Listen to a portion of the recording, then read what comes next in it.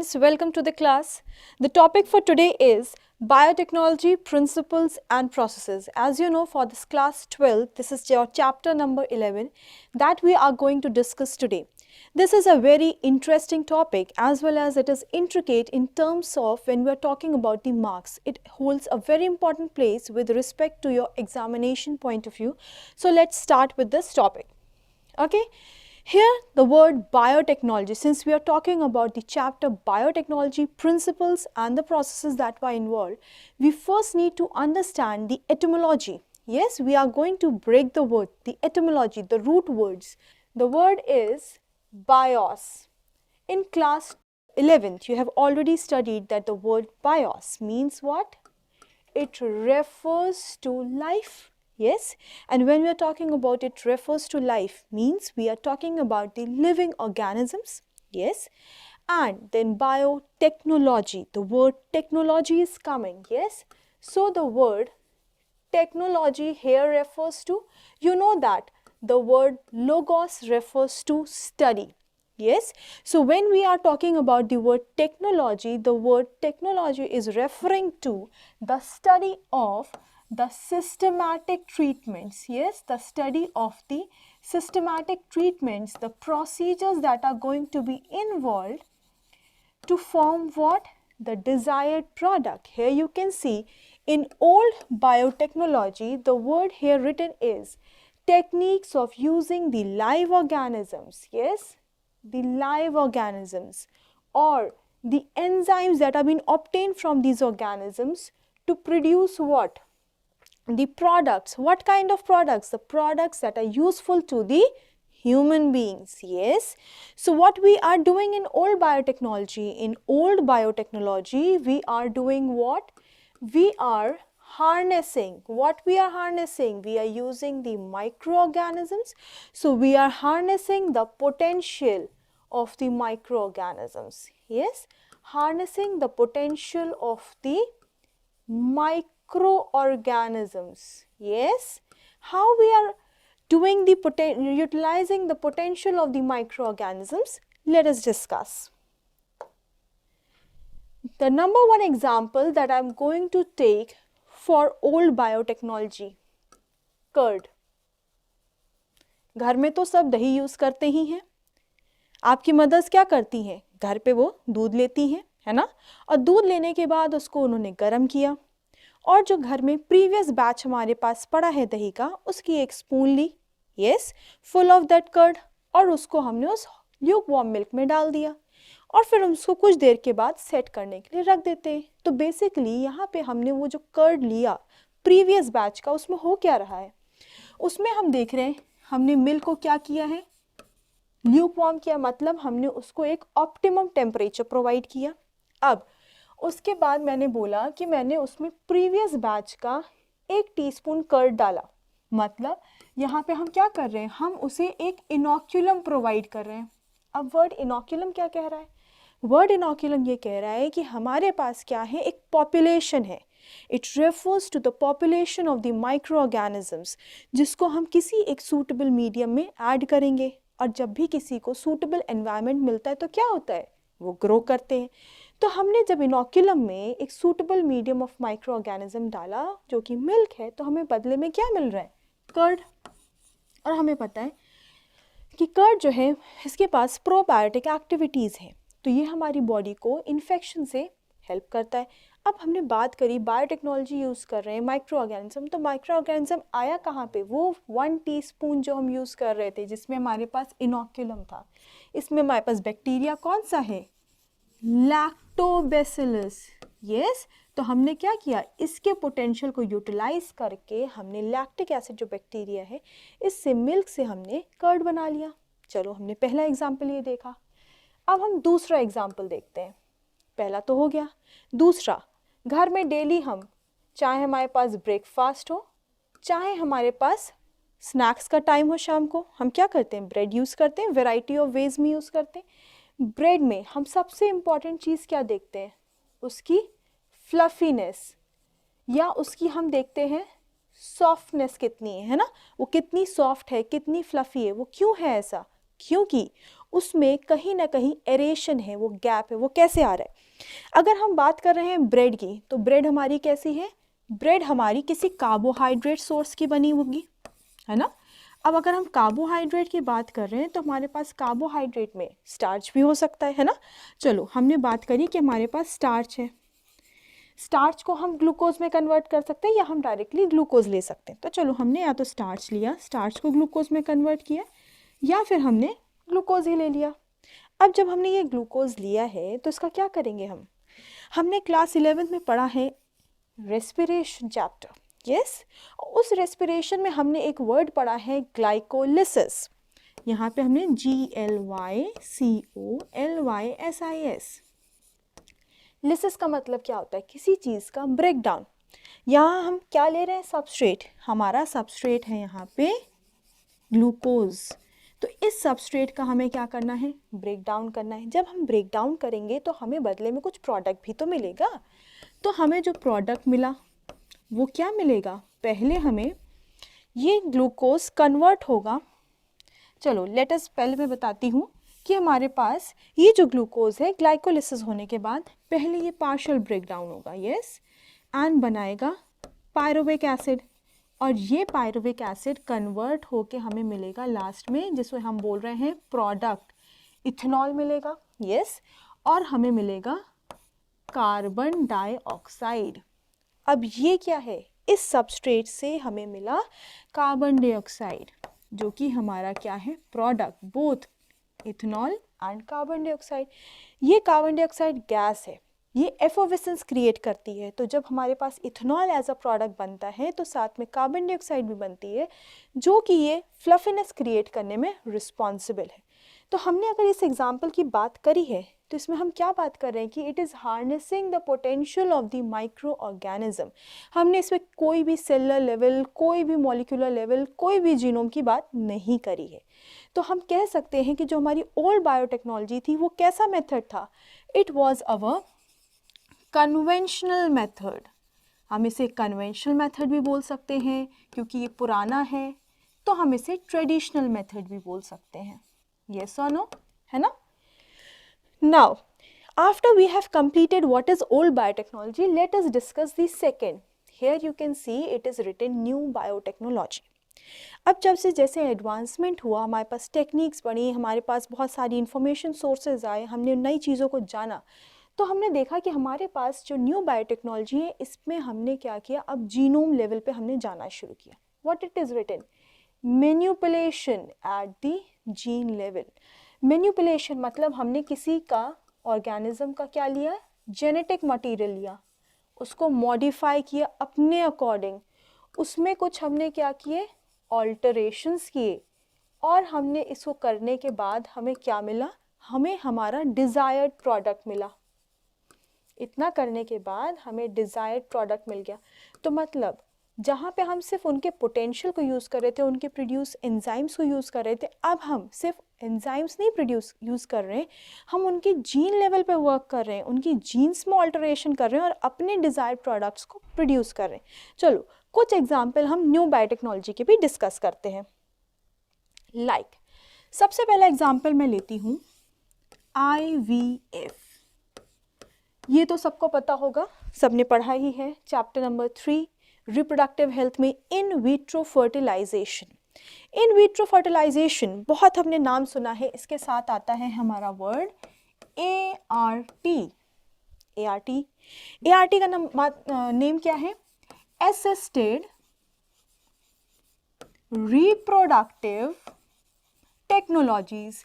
Assisted reproductive technologies, यहाँ पे हम क्या करते हैं, हम गैमीट्स लेते हैं, उनका फ्यूजन कराते हैं, कहाँ पे, किसी टेस्ट ट्यूब के अंदर एक एम्ब्रियो को डेवलप करा, उसमें डिज़ायर्ड प्रोडक्ट्स या हमारे डिज़ायर्ड जीन्स को डाला, और फिर उसके बाद अगर हमारे पास वो ट्रांसफ़र करना है तो हम क्या करेंगे, उसे यूट्रस ऑफ द फीमेल में डालेंगे। यही है इन विट्रो फर्टिलाइजेशन, जो कि हमारे कहाँ पे यूज होता है, for the persons who are not able to conceive, ऐसे कपल्स के लिए। तो उसमें हम किसका यूज़ कर रहे हैं, बायोटेक्नोलॉजी का।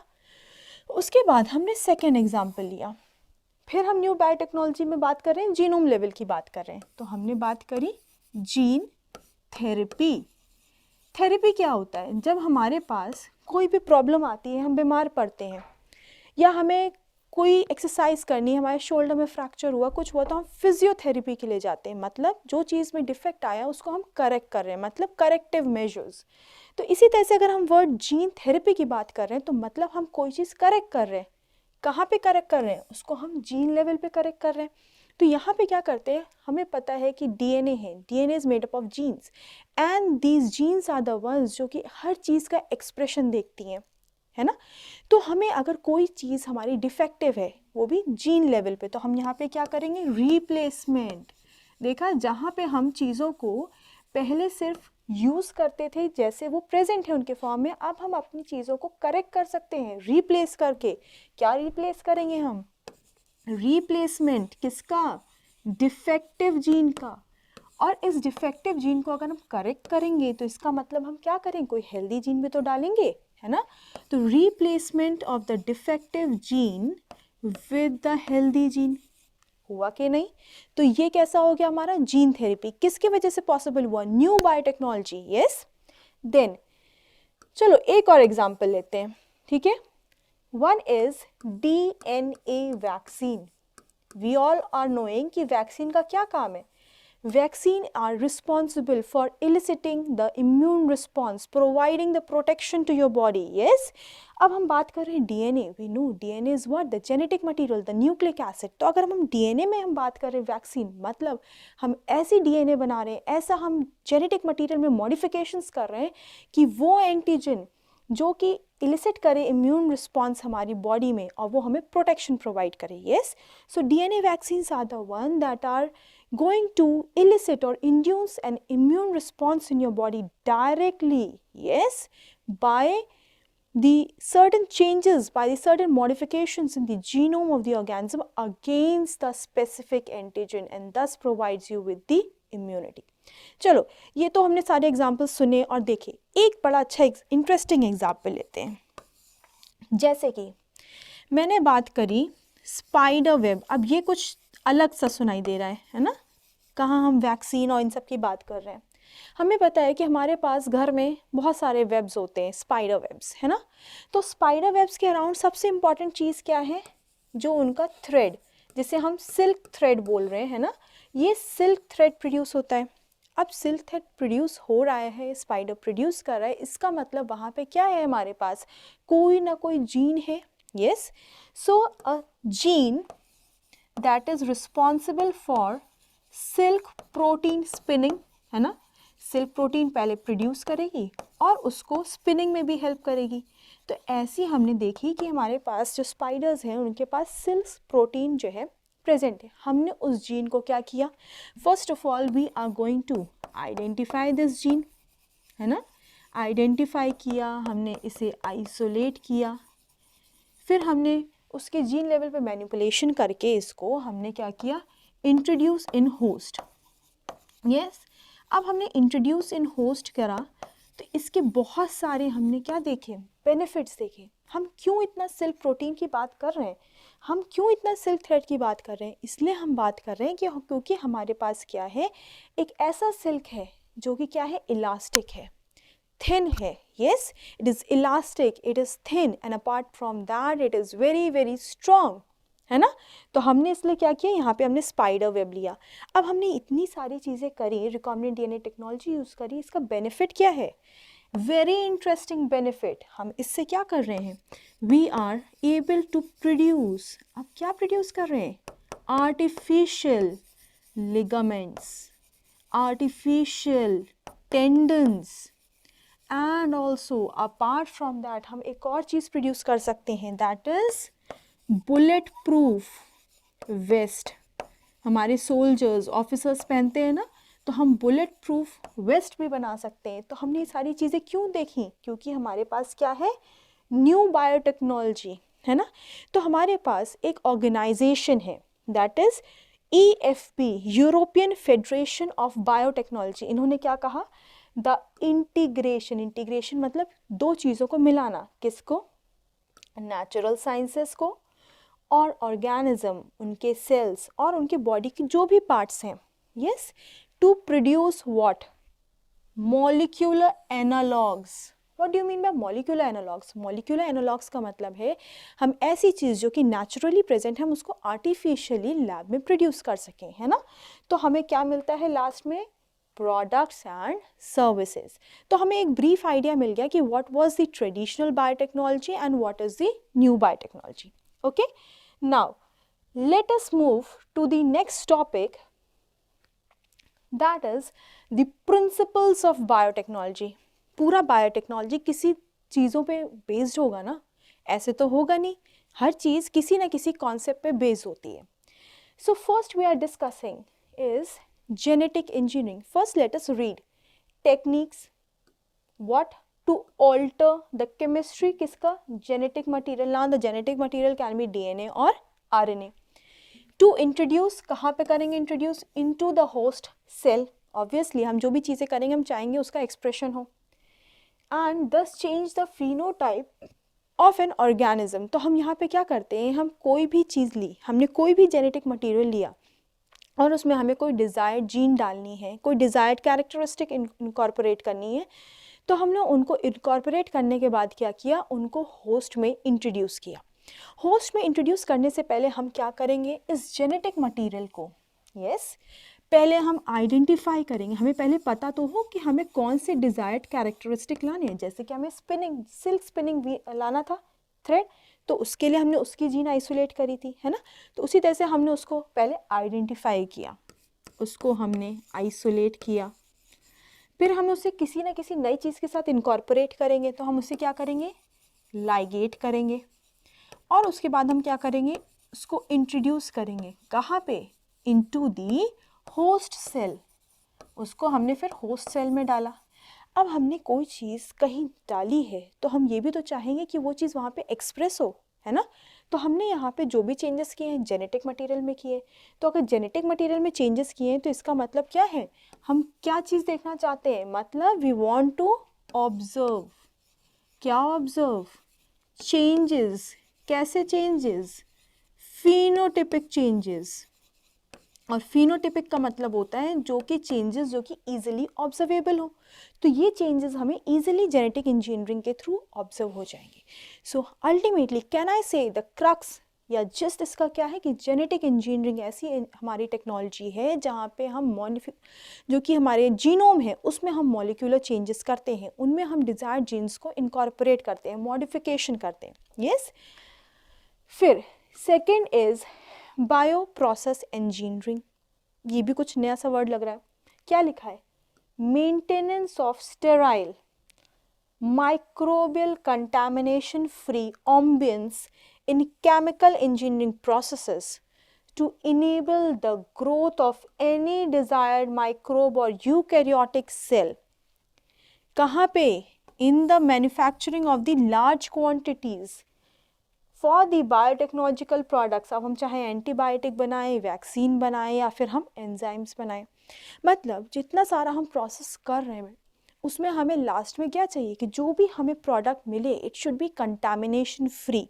तो कंटामिनेशन फ्री के लिए हम क्या करेंगे, हम सबसे पहले जाते हैं लेबोरेटरी। सारा काम लेबोरेटरी में हो रहा है, स्टेराइल कंडीशन मेंटेन करनी है। तो स्टेराइल कंडीशन मेंटेन करने के लिए हम क्या करेंगे, वहाँ पे हम जो हमारे ग्लव्स हैं, है ना, हम ग्लव्स पहनेंगे, सेफ्टी ग्लासेस पहनेंगे, उसके बाद हम सूट्स या एप्रन्स पहनेंगे, हम शूज़ को बाहर रिमूव करके रख देंगे, हम यूवी रेडिएशन का यूज़ करेंगे, हम ऑटोक्लेव का यूज़ करेंगे। जितने सारे इंस्ट्रूमेंट्स हैं उनको हम स्टेराइल चैम्बर में डालेंगे, ऑटोक्लेव में उनका स्टरलाइजेशन करेंगे। अपनी जो वर्क स्पेस है जहाँ पे हम वर्क कर रहे हैं उसको क्या करेंगे, 70% इथेनॉल से क्लीन करेंगे। So these are certain conditions जिससे हम क्या करते हैं, एक स्टेराइल फ्री एनवायरनमेंट को क्रिएट करते हैं। तो हमें क्या मिलता है लास्ट में, डिजायर्ड प्रोडक्ट मिलता है that is free of any kind of the contamination, any kind of the microbial growth, any kind of the by products. So these are the two principles of biotechnology. I hope you people have understood. Let us move to the next topic, that is advantages of sexual reproduction over the asexual reproduction. हमें पता है कि asexual reproduction क्या है, जहाँ पे you are producing the clones are being produced, है ना। मतलब यहाँ पे क्या होता है, हमारे पास सिर्फ एक ही पेरेंट होता है और वही डिवाइड करता है और हमें क्या होता है जो है न्यूमरस प्रोजेनीज मिलती रहती हैं। तो क्या हम कह सकते हैं यहाँ पे हमारे पास क्या हो रहा है, प्रिजर्वेशन, है ना, प्रिजर्वेशन किसका, ऑफ द जेनेटिक कंटेंट, उसमें कोई चेंजेस नहीं आ रहे। जैसा हमारे पास जेनेटिक कंटेंट फर्स्ट जनरेशन में था वैसे ही हमें 100 में, 200 में, 3000 जनरेशन्स में भी सेम मिलेगा। तो preservation of the genetic content, ठीक है, तो इसमें तो कोई चेंजेस हो नहीं रहे, है ना। अब हम बात कर रहे हैं, यहाँ पे लिखा है sexual reproduction. Sexual reproduction we know we are having the 2 parents, ठीक है, हमारे पास 2 पेरेंट्स हैं, मतलब we are having 2 types of gametes, yes. अब हमारे पास अगर 2 तरीके के गैमीट्स हैं and when they are fusing, तो फ्यूजन के साथ वहाँ पे हमारे पास क्या होगा, they are going to fuse and recombine. And how they are recombining? We know that a very important process in meiosis that happens is crossing over. Yes, so via crossing over ये हमारे पास क्या कर रहे हैं, recombine कर रहे हैं। अब जब क्रॉसिंग ओवर से कंबाइन करते हैं तो हमें ये भी पता है कि हमें एंड प्रोडक्ट क्या मिलता है, variation. What do you mean by the word variation? Variation means कि कोई भी हमारे पास चेंजेस हों जो पेरेंट से अलग हों। It is not going to be completely different from the parent, but it is going to show a little bit of variation from the parent progenies. Yes? हमने अभी पढ़ा है कि हमारे पास वेरिएशन आ गया। हमें पता है वेरिएशन क्या है, variation is the raw material for evolution, है ना। तो कह सकते हैं कि अगर हमारे पास किसी पॉपुलेशन में, suppose we are having any X population, तो अगर हमारे पास कोई पॉपुलेशन है और उसमें हमारे पास क्या है, ज़्यादा से ज़्यादा वेरिएशन है ना। अगर वेरिएशन है तो हमारे पास क्या है, मतलब वो स्पीशीज़ ज़्यादा डाइवर्स होगी, मतलब उसमें एक जैसे ऑर्गेनिजम्स नहीं होंगे, उनमें डाइवर्सिटी होगी। और कोई चीज़ अगर डाइवर्स है तो मतलब वो अच्छे से अडेप्ट कर सकेगी, है ना। और अगर वो अच्छे से अपने आप को अडेप्ट कर सकती है, इसका मतलब उसका क्या हो गया, सर्वाइवल रेट क्या हो गया, ज़्यादा हो गया, है ना। हार्डी विनबर्ग प्रिंसिपल क्या कहता है कि मोर वेरिएशन मतलब you are having more diversity मतलब मोर सर्वाइवल, और जितना ज़्यादा सर्वाइवल होगा उतना क्या होगा, प्रोबेबिलिटी किस चीज़ की, प्रोबेबिलिटी डिक्रीज हो जाएगी, कम हो जाएगी, किसकी, डिस्कार्ड होने की, है ना। सर्वाइवल रेट बढ़ गया और हमारा डिस्कार्ड होने की प्रोबेबिलिटी कम हो गई, है ना। तो this is the advantage of the sexual reproduction over asexual reproduction. Why I am talking about this? अभी तो हम बात कर रहे थे बायोटेक्नोलॉजी, जीनोम की, हमने इसकी बात क्यों करी? हमने इसकी बात इसलिए करी क्योंकि हमें पता है कि हम पहले क्या करते थे, ब्रीडिंग्स करते थे, ट्रेडिशनल हाइब्रिडाइजेशन मेथड्स थे, ओल्ड बायोटेक्नोलॉजी का पार्ट था, और वहाँ पे हम क्या करते थे, ब्रीडिंग करते थे। तो ब्रीडिंग में हमारे पास क्या होता था कि हमारे पास जो हमें डिज़ायर्ड जीन है वो तो हमने इनकॉर्पोरेट कराई, साथ ही साथ there was inclusion and the multiplication of the undesired genes also. अब अनडिजायर्ड जीन डिज़ायर्ड जीन के साथ नेक्स्ट जनरेशन में जा रही हैं, तो हमारा जो मेन मोटिव था कि हमें सिर्फ डिज़ायर्ड जीन्स को इनकॉर्पोरेट कराना, वो पॉसिबल नहीं हो रहा था।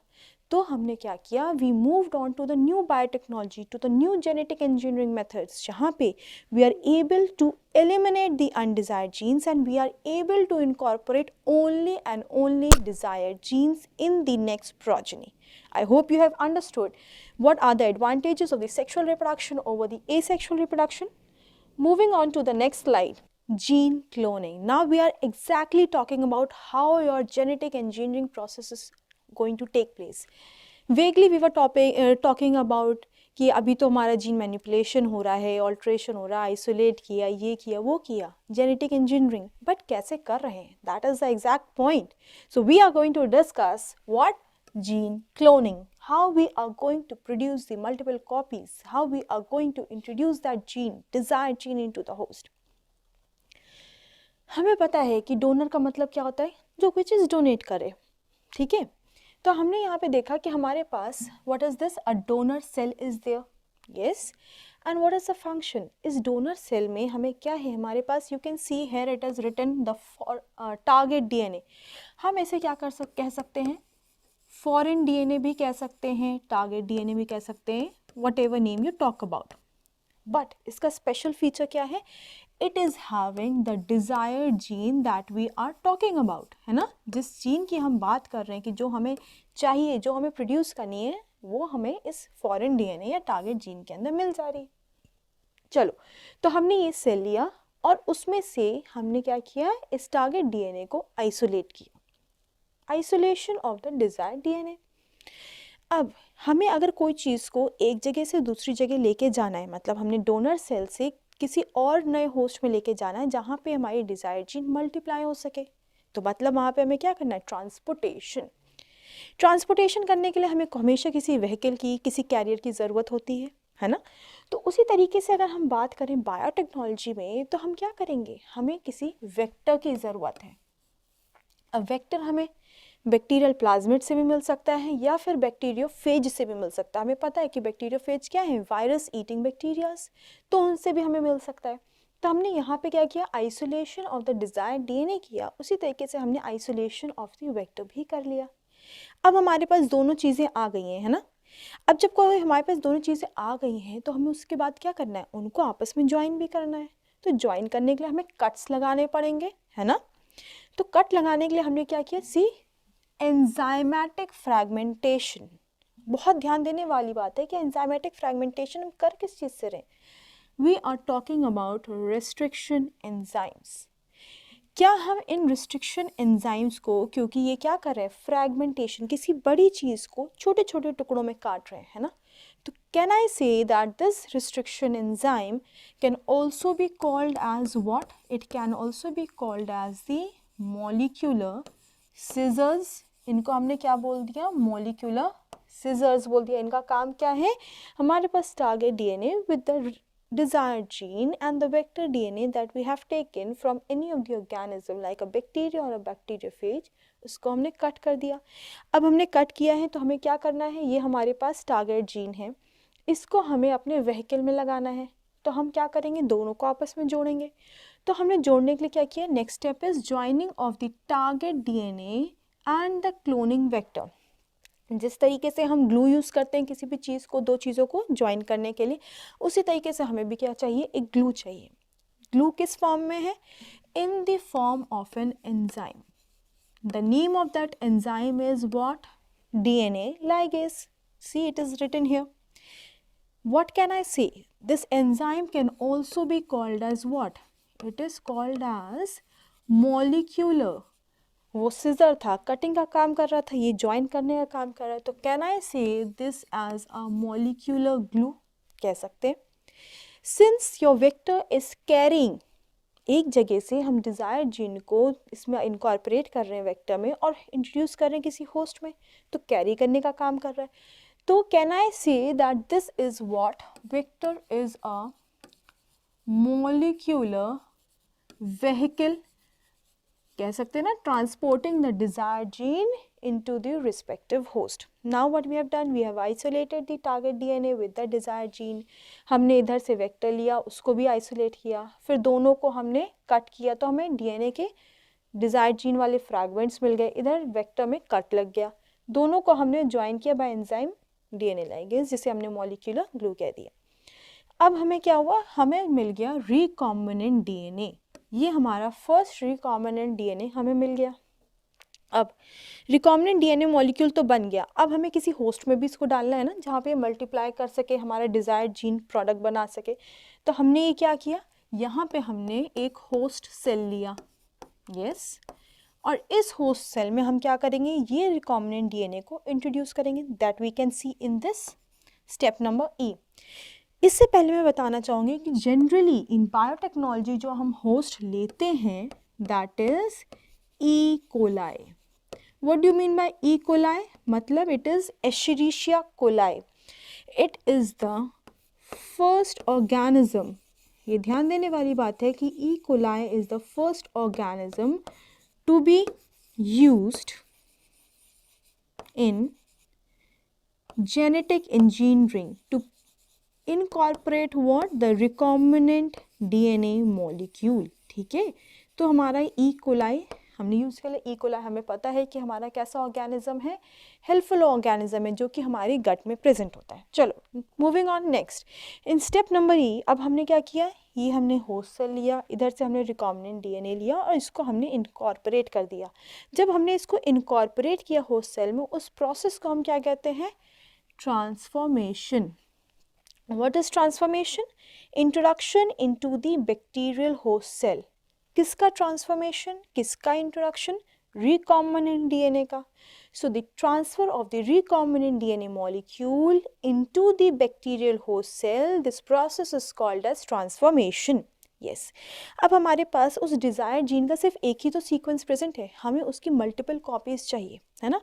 तो किसी चीज़ को मल्टीप्लाई करना उसे हम क्या बोलते हैं, एम्प्लीफिकेशन। मतलब we are going to produce what, multiple copies of that gene, of that desired gene.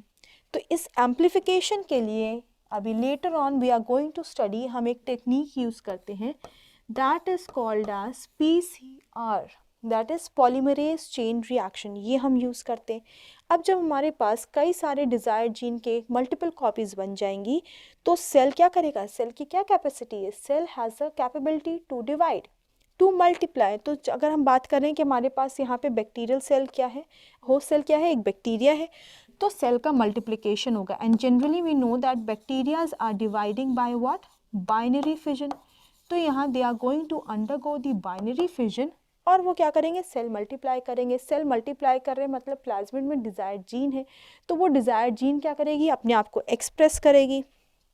तो यहाँ पे क्या होगा इन स्टेप जी, जो हमारी डिज़ायर्ड जीन है, it is going to express gene expression in the host cell, and as a result what we are observing, protein, gene protein बना रहा है विद द इंसर्ट डीएनए। तो हमें यहाँ पे लास्ट में क्या मिल रहा है, प्रोटीन हार्वेस्टिंग, है ना। तो जीन क्लोनिंग में हम लेटस फिर से एक सम अप करते हैं कि हमने क्या करना है। First step, we are going to isolate the DNA, the foreign DNA carrying the desired gene, and from the another side we are going to isolate the vector. Then we are going to do the enzymatic fragmentation of both the target DNA and the vector DNA. One more thing that I want to tell is, when we are using this restriction enzyme, है ना, so when we are talking about कि कौन सी restriction enzyme है, उसमें से सबसे पहली चीज़ that we are going to know is कि restriction enzyme that we are going to use is going to be the same. Yes, मतलब it is going to be same for your target DNA also, and it is also going to be the same for the vector. Why we are using the same restriction enzyme? क्योंकि हमारे restriction enzyme certain recognition sequence को observe करती है and they are going to cut at the same place. अब हमने किसी चीज़ को cut किया तो ज्वाइन भी करना है ना, तो उनके sequences भी कैसे होने चाहिए, सिमिलर होने चाहिए। इसलिए the restriction enzyme that we are using should be same for both the target DNA and the vector DNA. After that we are getting what, the recombinant DNA molecule by using the enzyme DNA ligase. Then we are introducing this recombinant DNA molecule into the host cell, then it is getting transformed, we are producing the multiple copies by the enzyme PCR, that is polymerase chain reaction. Then the cell is going to multiply by the binary fission, gene is going to express, and it is going to produce a certain kind of the protein that we require. Yes, so this was the entire topic or the entire process of your gene cloning. Now, we are talking about, the heading is the construction of the first artificial recombinant DNA molecule. When we write recombinant DNA, we write it like this. Yes.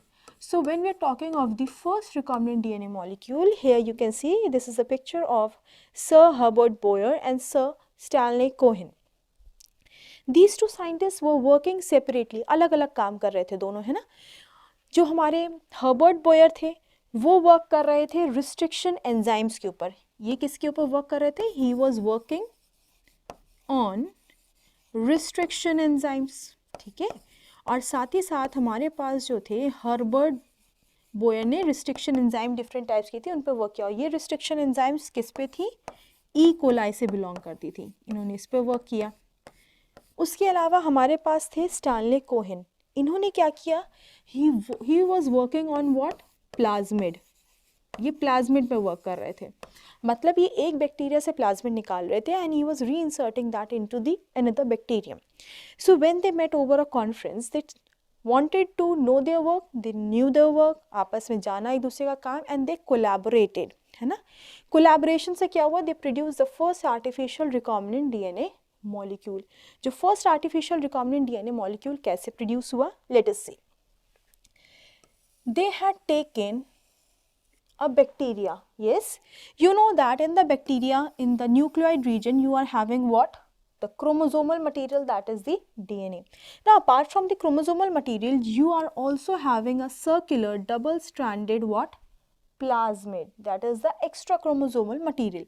So he took the bacteria that was Salmonella, yes, typhimurium. जो उन्होंने bacteria लिया वो कौन सा था, salmonella टाइफीम्यूरियम. इसकी बात ये थी कि it was having what, antibiotic resistant gene. इसके पास क्या था, एंटीबायोटिक रेजिस्टेंट जीन जो इनको चाहिए थी. तो इन्होंने क्या किया, सेम प्रोसीजर, इन्होंने इस एंटीबायोटिक रेजिस्टेंट जीन को इस प्लाज्मिड से आइसोलेट किया, है ना. अब आइसोलेट करेंगे तो इसको इनकॉर्पोरेट भी करेंगे, तो इनकॉर्पोरेशन के लिए इन्होंने कौन सा बैक्टीरिया लिया, ई कोलाई, क्योंकि ई कोलाई पे कौन वर्क कर रहा था, हेबर्ट बोयर. तो इन्होंने इसको फिर क्या किया, आइसोलेट किया और इसमें ई कोलाई में क्या कर दिया, ट्रांसफ़र कर दिया. इससे पहले हमने क्या किया, यहाँ से हमने एक प्लाज्मिड ली, है ना. यहाँ पे इन्होंने क्या किया, एक प्लाज्मिड ली और यहाँ पे जो हमारे पास एंटीबायोटिक रेजिस्टेंट जीन यहाँ से हमने निकाली थी, सपोज वो इस कलर की है, ठीक है, टू डिमार्केट इट. ये हमने एंटीबायोटिक जीन यहाँ से निकाली, यहाँ से हमने ये निकाला और फिर उसके बाद हमने क्या किया, दोनों को क्या कर दिया, ओपन कर दिया. तो ये हमारे पास कुछ इस तरीके से आ गया.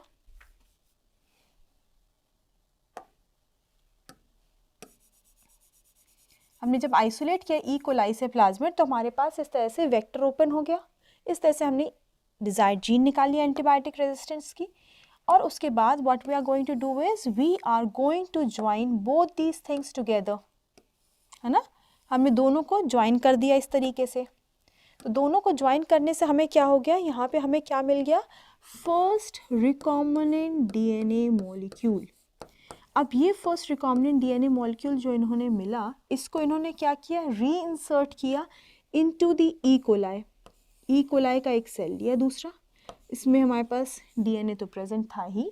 उसके बाद इन्होंने क्या किया, उसमें ये वाला रिकॉम्बिनेंट डीएनए मॉलिक्यूल को हमने क्या कर दिया, इस तरीके से इनकॉर्पोरेट कर दिया. तो हमें क्या मिल गया, फर्स्ट रिकॉम्बिनेंट डीएनए मॉलिक्यूल.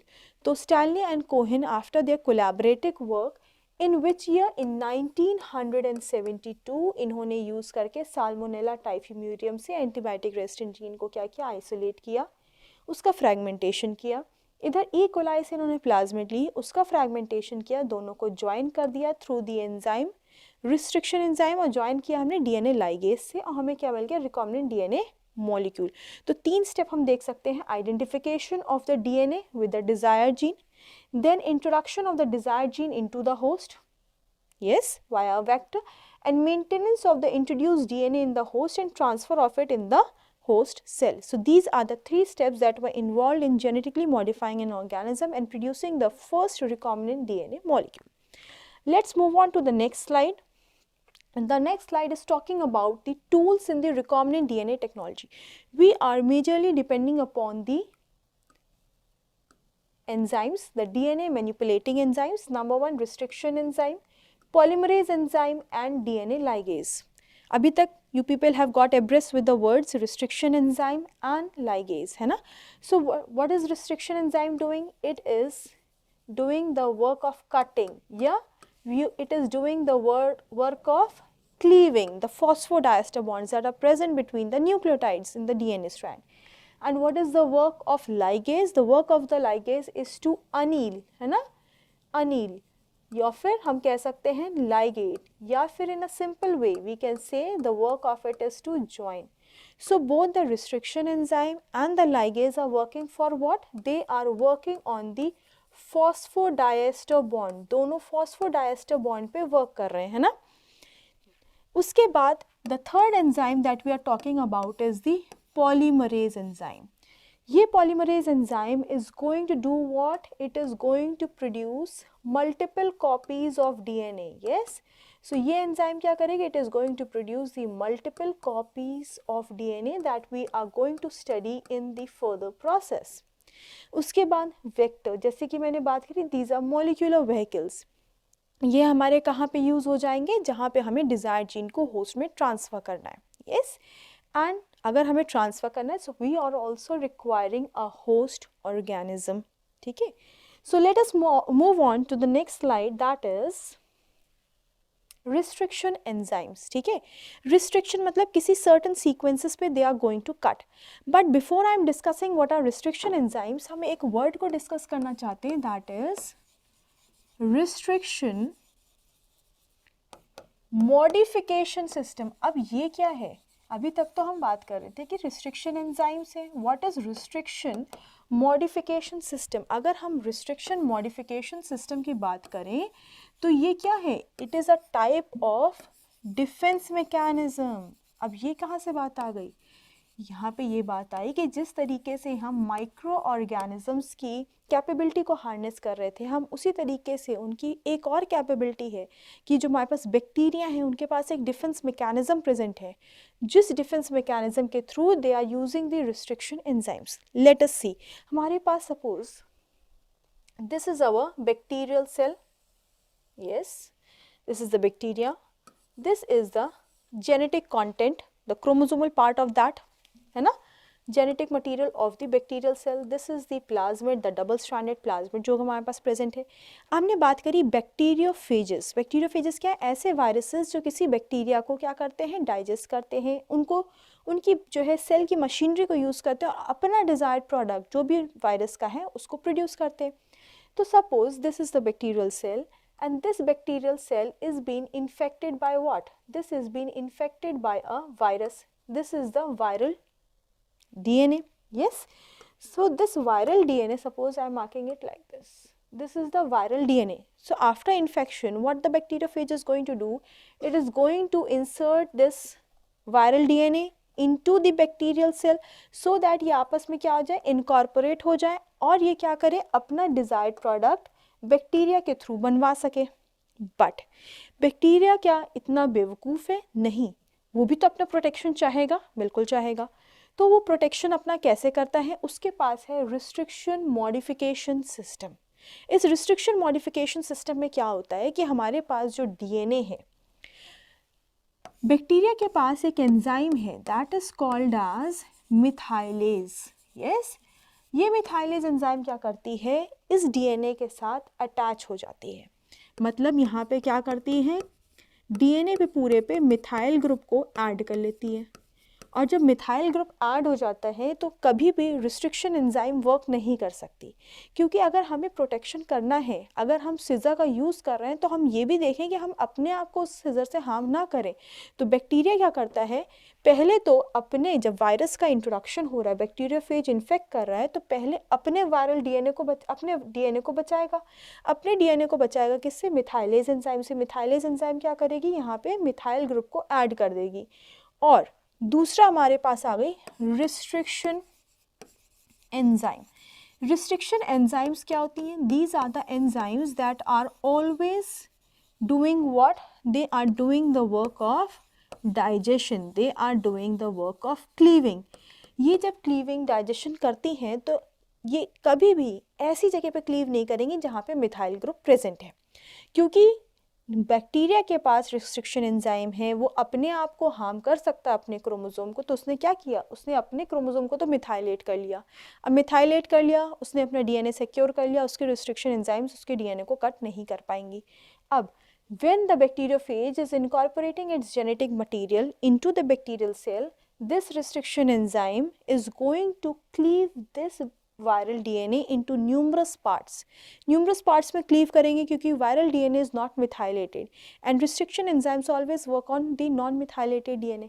तो इसको क्या करेंगी? Cut down कर देंगी. When the viral DNA is being broken down into numerous fragments, it is not going to utilize the machinery of the host. Bacterial cell की मशीनरी को use नहीं कर पाएगा तो डिज़ायर्ड प्रोडक्ट या प्रोटीन नहीं बना पाएगा। तो इस तरीके से बैक्टीरिया अपने इसको क्या करता है, सेव करता है अपने आप को, एक तरह से प्रोटेक्शन प्रोवाइड करता है, एक तरह से डिफेंस मैकेनिज्म प्रोवाइड करता है। सो इस चीज़ को जब देखा गया, ऑब्जर्व किया गया, तो हमें पता चला कि this is a very good method, हम इसको जो है यूज़ कर सकते हैं एज अ मॉलिक्यूलर सिजर्स जब हम जेनेटिक इंजीनियरिंग का काम कर रहे हैं। ठीक है, so this is a brief about the history of restriction enzymes. Now when we are talking about the classification of the restriction enzymes, हम क्लासिफिकेशन जब बात कर रहे हैं तो restriction enzymes are belonging to the class, they are belonging to the class of enzymes that are called as nucleases। इनको हम क्या बोलते हैं, nucleases। nucleases enzymes वो हैं that are cleaving the phosphodiester bonds that are present between the nucleotides in between the DNA strands। तो उन सबको वो क्लीव करता है। नाउ डिपेंडिंग अपॉन कि वो कहाँ पे क्लीव कर रहा है, किस पोजीशन पे क्लीव कर रहा है, तो मतलब we are talking about on basis of locus activity. Yes, कि किस पोजीशन पे ये न्यूक्लियस एंजाइम कट करेगी। You are having two types of the nuclease enzyme. ठीक है, one is exonuclease, yes, and second is endonuclease. Yes, exonuclease, endonuclease कहाँ पे act कर रहा है। Yes, exo means that is present on the outside. Yes, it is present on the outside. Endo means we are talking about something that is present inside, in between, है ना। तो exonucleus का काम क्या होता है कि ये जैसे कि हमारे पास DNA का fragment है, yes, you are having the hydrogen bondings that are present, yes। अब क्या करेगा, it is going to do the cleaving, it is going to digest your phosphodiester bonds कहाँ से, from the outside portion like this, है ना। इसलिए बाहर की तरफ से कट किया तो हमने इसको बोल दिया exonuclease.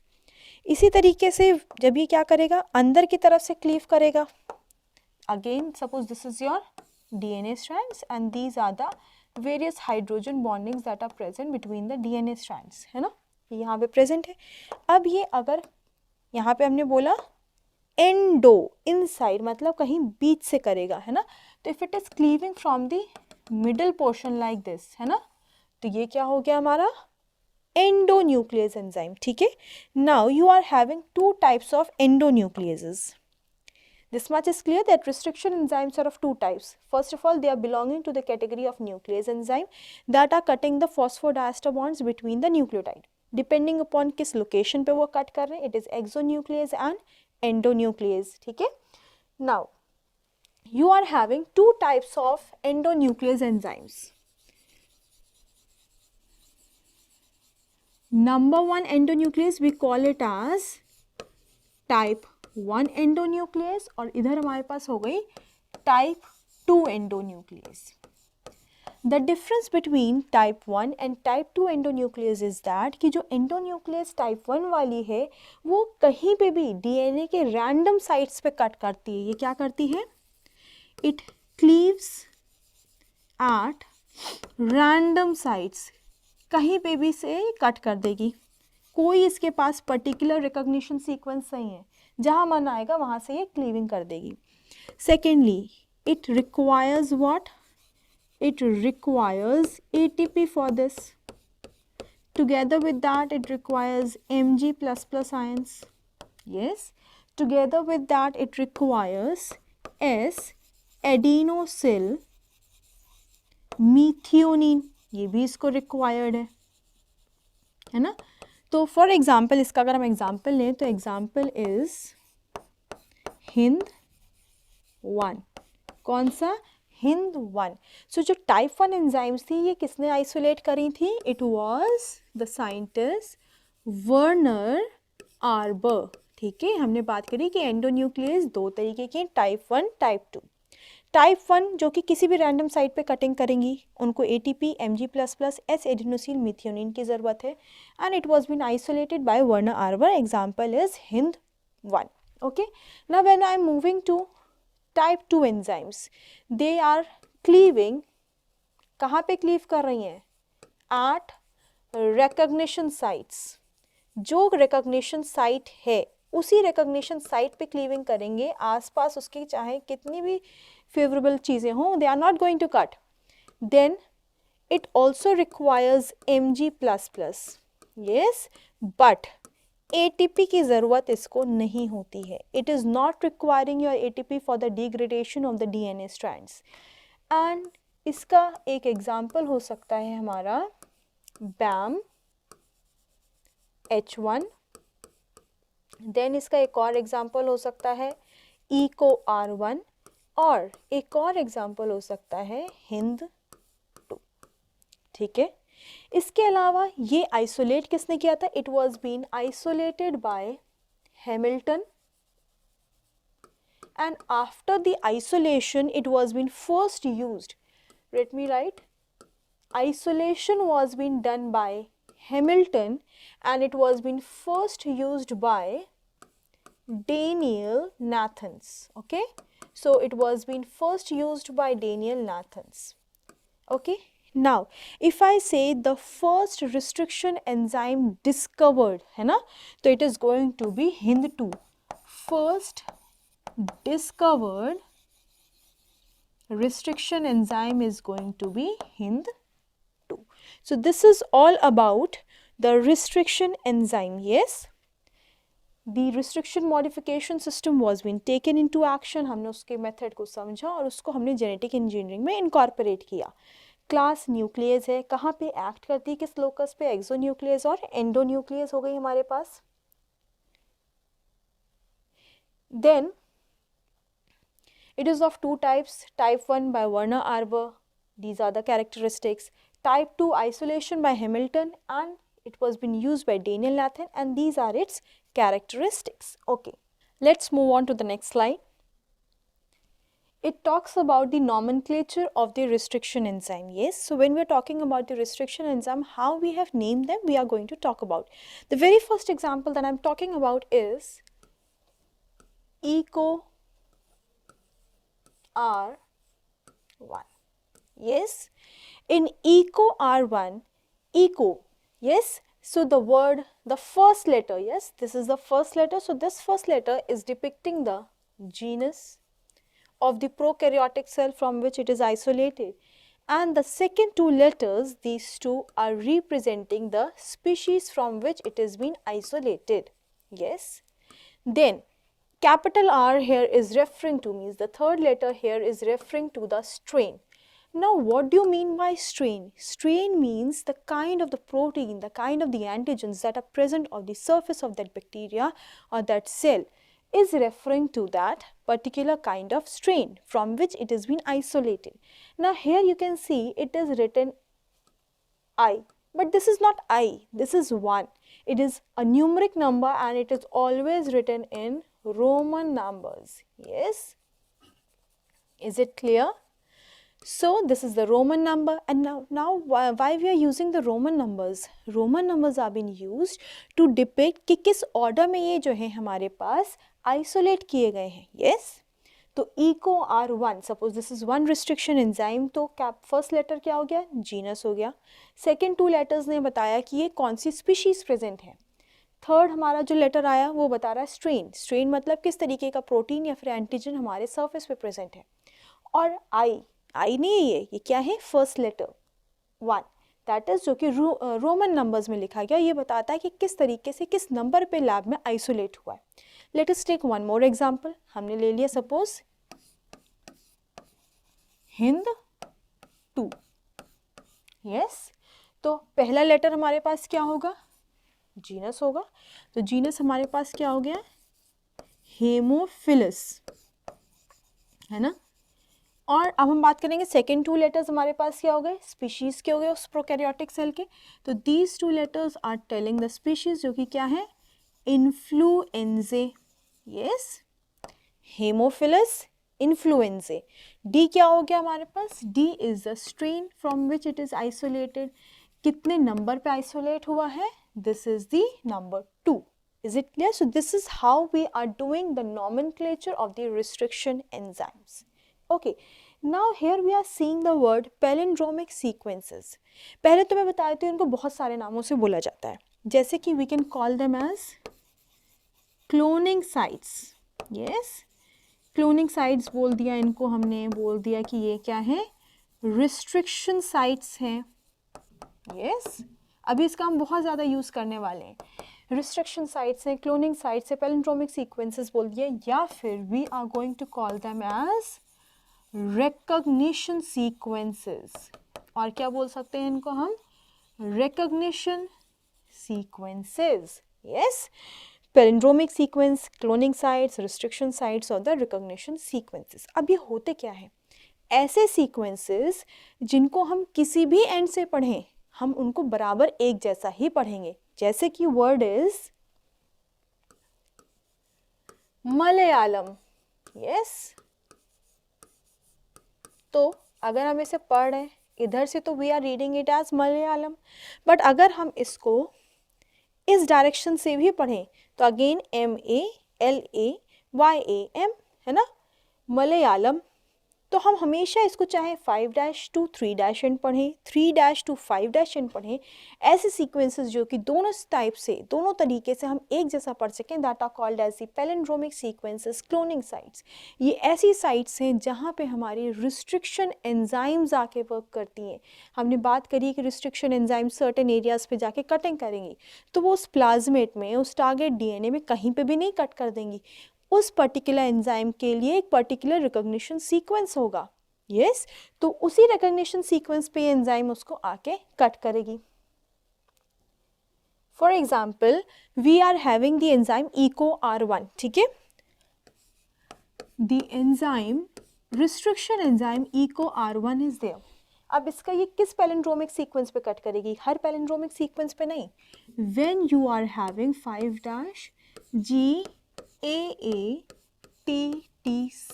and 3', yes, and opposite में क्या हो जाएगा, again you are going to have the same sequence GAATTC. So you can see that here it is working in both the directions, GATTC है ना। तो ये कैसा सीक्वेंस है, palindromic sequence. This palindromic sequence ये किसके लिए स्पेसिफिक है, EcoR1 रिस्ट्रिक्शन एंजाइम के लिए स्पेसिफिक है। अगर हमें इसकी क्लीविंग करनी है, क्योंकि रिस्ट्रिक्शन एंजाइम का काम क्या है, क्लीव करना, so it is always working between what, it is always working between G and A। तो हमारे पास नेक्स्ट स्टेप में हम देखेंगे कि हमारे पास क्या जनरेशन हो रहा है। We are having the generation of sticky ends. हमें क्या मिलते हैं, स्टिकी एंड्स मिल जाते हैं। यस, स्टिकी एंड्स कैसे मिलेंगे, जी की यहाँ से क्लीवेज हुई तो मतलब यहाँ से इसने इसको कट किया, जब ये कट किया तो हमें क्या मिलेगा, जी, और नीचे का पूरा सीक्वेंस है ना, तो it is going to be CTTA and A। Yes, इधर से हमारे पास जी पे अगेन कट होगा तो we are going to get G and this is going to be CTTA and A, like this 5' है ना, and this is 3' and 5', yes, and this is going to be your 5', 3', then again it is going to be 5' and like this। तुम्हारे पास क्या है, दो sets इस तरीके से open हो गए। इधर का भी हमारा पोर्शन कैसा है, we are having this portion is also vacant here and this portion is also vacant here। so ये क्या करेगा, they are called as the sticky ends। In sticky ends के पास क्या होगा, they are having, अभी तक ये ऐसे था, अब ओपन होने के बाद ये ends ऐसे प्रोड्यूस हो गए, तो ये क्या करेंगे, they can also religate, क्योंकि कॉम्प्लीमेंट्री स्टैंडिंग है ना, these are complementary to each other, तो ये ज्वाइन भी हो सकते हैं, बट वो हम फर्दर उसको रोकते हैं, देखते हैं कैसे क्या करेंगे उसमें। सो दिस वे हमारे पास EcoR1 इस पैलिंड्रोमिक सीक्वेंस पे ही वर्क करेगा, जहाँ पे रिकॉग्निशन सीक्वेंस है वहीं पे इसकी क्लीवेज करेगा and between G and A, और इस तरीके से हमारे पास दो स्ट्रैंड्स क्रिएट हो जाते हैं। So these are what we are creating is sticky ends. Other than sticky ends we are also having the blunt ends. जैसे कि हमारे पास एक और रिस्ट्रिक्शन एंजाइम है SMA1, ये हमारी जो है आइसोलेट होती है सिरेशिया मेरिसिन से, और इसका क्या होता है sequence like this, CC, G, 3' and here again you are having CC, G, 3' है ना। तो यहाँ पे क्या होता है, ये वर्क कहाँ पे करती है? It is working between the C and G, so it is going to work here, है ना? After it has worked here, it has cut the restriction enzyme from this point. What you are going to get? Like this, है ना? And here also you are going to get it like this. Two separate standing हमें इस तरह से मिल जाएगी. तो ये आपस में क्या होंगे? ये हमें प्रोड्यूस कर रहे हैं ब्लंट एंड्स, ना कि स्टिकी एंड्स. ये आपस में रीजॉइन नहीं कर सकते, है ना? सो हम इस तरह के एंड्स को क्या बोलते हैं? ब्लंट एंड्स बोल देंगे. या फिर another name is we are calling them as flush ends.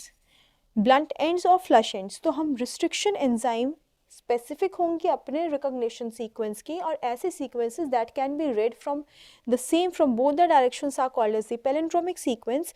और in recombinant DNA technology we are working with the sticky ends only and we don't use the blunt ends. हम blunt ends flush ends को use नहीं करते हैं R DNA technology में. We are only going to work with the sticky ends. Okay, now moving on to the next line, it is talking about the cloning vectors. हमने बात क्या करी थी? वेक्टर्स क्या है? एक मॉलिक्यूलर व्हीकल्स हैं जो कि ट्रांसपोर्टेशन करेंगे desired gene into the host.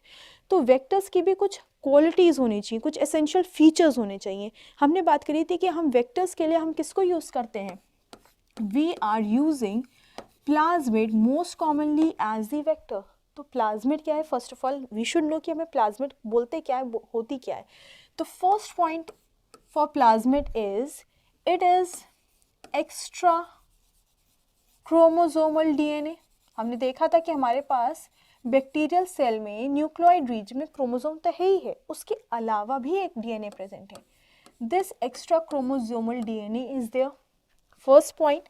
Second point, carries non essential genes. ये ऐसी कोई जीन्स नहीं है इसके अंदर कि इसको हम रिमूव कर दें, यहाँ से हम कट करें तो कोई हमारे सेल में चेंजेस आ जाएं. तो ये कैसे कैरी करता है? It carries the non essential genes. Then third, ये कैसा है? डबल स्ट्रैंडेड है. It is double stranded. Other than double stranded कैसा है? It is circular. Double stranded, circular. ये सारी क्वालिटीज़ तो हमने देख ली.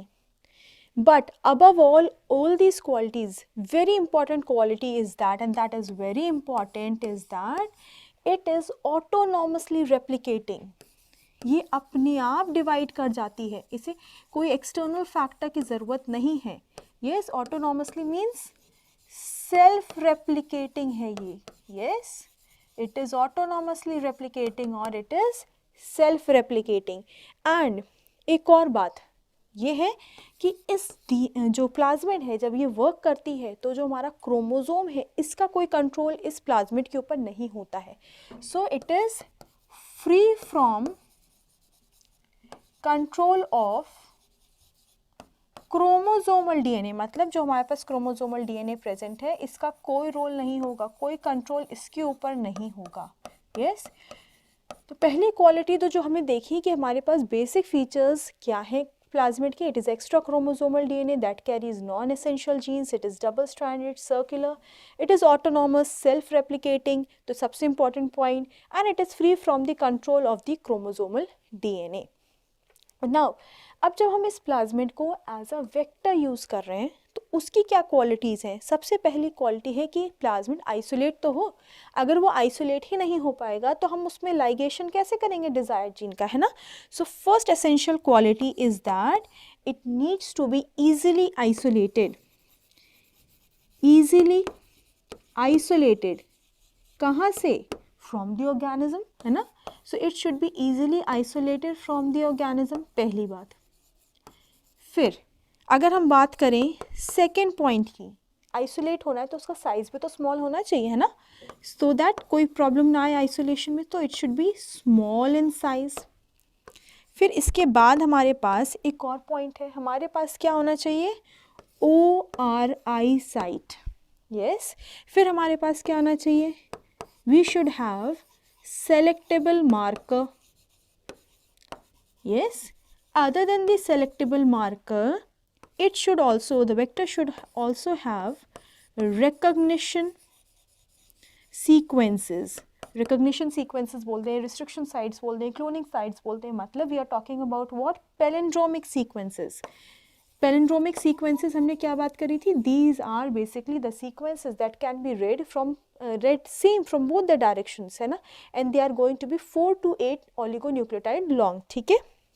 अपार्ट फ्रॉम दैट, चलो, so these are the various essential features जो प्लाज्मिड को होनी चाहिए to work as a cloning vector. It should be easily isolated from an organism, it should B small in size, it should be having ORI, it should have a selectable marker, and it should have the recognition sequences. Okay.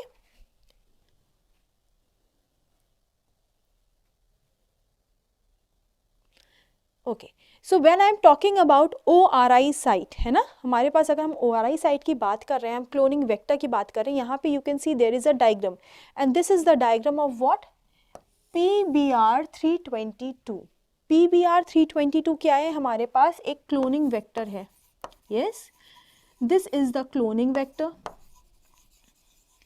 And कैसा cloning vector है, it is your first artificially prepared. ऐसा नहीं है कि ये cloning vector हमारे पास naturally present है, it was the first artificially prepared cloning vector. ठीक है. So it holds importance in your recombinant DNA technology. Now moving on to the ORI site. What do you mean by ORI site? We know that कि जब हमारा DNA का strand है, DNA के strand पे जो हमारे जीन्स हैं वहाँ पे एक हमारे पास ORI साइट है, तो वहाँ पे क्या होता है, हमारा ये रेप्लिकेशन फॉर्क किस तरीके से बनता है कि नहीं, ये रेप्लिकेशन फॉर्क क्या करता है, फर्दर डिवाइड करता है. तो replication, the point from which your DNA strand is going to replicate, it's going to start, that is the origin. So ORI site क्या है, origin of replication site. अब इस origin of replication site का important feature क्या है कि it is going to be rich. अब rich किस में होगा, it is going to be rich in AT, adenine and thymine. इन दोनों में इसको rich होना पड़ेगा. हम AT ही क्यों बात करें, why we are not talking about GC, because हमें पता है कि AT में डबल बॉन्ड है ना, और GC में क्या है, triple bonding is there. And किसी भी चीज़ को हम ब्रेक करेंगे तो डबल बॉन्ड को ब्रेक करना ज़्यादा ईजी है as compare to that of the triple bond. So origin of replication sites कैसे हो जाती हैं, AT में रिच हो जाती हैं. So in PBR322 you can see this region is rich in what, this region is rich in AT, that is, this is the origin of the replication. Then we are talking about the selectable markers. The two selectable markers that are present here are what? One is ampicillin, yes, that is this, the ampicillin resistant antibiotic region, and the another is tetracycline. The ampicillin and the tetracycline region, this is the tetracycline region. So these are the selectable markers. Now what is the function of the selectable markers? These selectable markers are helping us in recognizing the transformants and the recombinants. हमने बात करी थी recombinants मतलब जहाँ पे हमारा desired gene plasmid के साथ क्या हो जाए, ligate हो जाए. तो ऐसे cells जिनमें कि हमारा recombinant DNA present है, लाइगेट हो चुका है, वो रिकॉम्बिनेंट हो गए, और वो दूसरे सेल में जाके ट्रांसफ़र होने की भी कैपेबिलिटी रखे और ट्रांसफ़र हो भी जाए, दैट आर ट्रांसफॉर्मेंट्स. सो हमारे यहाँ पे जो सेलेक्टेबल मार्कर्स हैं, their function is to tell us or help us in the identification of the transformants and the recombinants. So what they do is they identify and they remove and delete the non-desirable sequences, the non-desirable हमारे पास जो transformants हैं, non-recombinants, उनको हम eliminate करते हैं, सिर्फ हम transformants को, recombinants को आगे next step में लेके जाते. So selectable markers हमारे पास दो हो गए, ampicillin and tetracycline. So these two are your selectable markers that are present. Now the PBR322 as a cloning vector is having numerous restriction sites. कहाँ पे है? PST, PVU1, PVU2, BAMH1, SAL1, ECOR1, CLA1 and HIND3. These are all what your restriction sites. So numerous restriction sites present.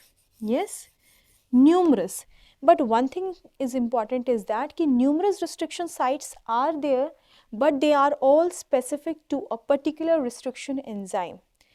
एक restriction enzyme के कई तरीके के हमारे पास sequences, recognition sequences नहीं हो सकते। एक रिस्ट्रिक्शन एंजाइम के लिए एक ही रिकॉग्निशन सीक्वेंस होगा, बट एक क्लोनिंग वेक्टर में कई सारे रिकॉग्निशन सीक्वेंसेस हो सकते हैं कई सारी रिस्ट्रिक्शन एंजाइम्स के लिए। That is an important point that we need to remember. Okay, other than that you can also see this portion. Yes, this is ROP. Now what do you mean by ROP? ROP is a region जहाँ पे हमारा क्या होता है, replication होता है, क्या produce करने के लिए, प्रोटीन। सो एक क्लोनिंग वेक्टर में हमारे पास ओरिजिन ऑफ रेप्लिकेशन होना चाहिए, जहाँ से रेप्लिकेशन स्टार्ट हो। हमारे पास एम्पिसिलिन टेट्रासाइक्लिन की रेजिस्टेंस है, बहुत सारे रिकॉग्निशन सीक्वेंसेस हैं specific to the particular restriction enzyme, और हमारे पास प्रोटीन प्रोड्यूस करने के लिए हमारे पास एक रॉप साइट भी है। ओके, नाउ मूविंग ऑन, हम बात कर रहे हैं इंसर्शनल इनएक्टिवेशन।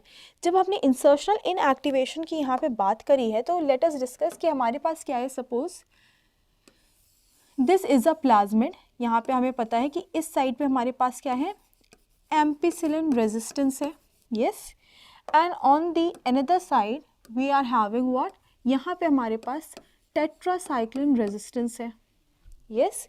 अब हम क्या करते हैं कि हमारे पास हमने रिकॉम्बिनेशन कर दिया, हमने देख लिया कि हमारे पास जो है डिज़ायर्ड प्रोडक्ट प्रोड्यूस हो रहा है, पर हम ये कैसे पहचानेंगे कि हमारे पास वो ट्रांसफॉर्मेशन हुआ कि नहीं हुआ, वो रिकॉम्बिनेंट प्रोड्यूस हुआ, वो एक्सप्रेस हो रहा है नेक्स्ट जनरेशन के कि नहीं हो रहा है।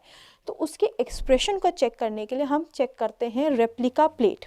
हम क्या यूज़ करते हैं, हमारे पास होती है एक replica plate, yes. Replica plate पे हमारे पास क्या होता है, एक न्यूट्रिएंट मीडियम है। Suppose this is the nutrient medium यहाँ पे हमारे पास प्रेजेंट है, एंड इस न्यूट्रिएंट मीडियम के साथ हमारे साथ क्या होता है, बहुत सारे माइक्रो ऑर्गेनिजम्स होंगे, बहुत सारे माइक्रो ऑर्गेनिजम्स जो कि रिकॉम्बिनेशन शो कर रहे हैं, है ना। तो ये हमारे पास न्यूट्रिएंट मीडियम हो गया, ये रेप्लिकेशन प्लेट है। और सबसे पहले रेप्लिकेशन प्लेट को यूज़ करने वाले जो साइंटिस्ट थे उनका नाम था लिडरबर्ग, यस, लिडरबर्ग हमारे पास सबसे पहले प्रेजेंट थे, और हमारे पास ये न्यूट्रिएंट प्लेट प्रेजेंट थी। अब हमने क्या किया कि हमारे पास यहाँ पे एम्पिसिलिन और टेट्रासाइक्लिन जीन्स हमारे पास रेजिस्टेंस प्रेजेंट है, सेलेक्टेबल मार्कर्स। हमने एक ही बीकर लिया और बहुत सारी हमने क्या करी, यहाँ पे डाल दी क्लोनिंग वेक्टर्स PBr322, यस। फिर हमने क्या किया, नेक्स्ट स्टेप में इसी प्लाज्मिड्स क्लोनिंग वेक्टर के साथ हमने क्या डाल दिया, हमारा ये डिज़ायर्ड DNA, ये हमारे पास क्या है, this is our desired DNA, ये हमारा जो हो गई प्लाज्मिड हो गई, है ना। अब हमें क्या करना है, हमें चाहिए कि ये डिज़ायर DNA के भी फ्रैगमेंट्स क्रिएट हो और हमारे प्लाज्मिड के भी हों फ्रैगमेंट्स। तो हमने यहाँ पे क्या डाल दिया, हमने यहाँ पे डाल दी रिस्ट्रिक्शन एंजाइम, कौन सी वाली, EcoR1। हमने देखा था ना अभी प्रीवियस में कि हमारे पास EcoR1 प्रेजेंट था PBr322 में, तो हमने EcoR1 रिस्ट्रिक्शन एंजाइम भी ले ली, प्लाज्मिड ले लिया। अब यहाँ पे क्या होगा, यहाँ पे क्लीविंग होगी।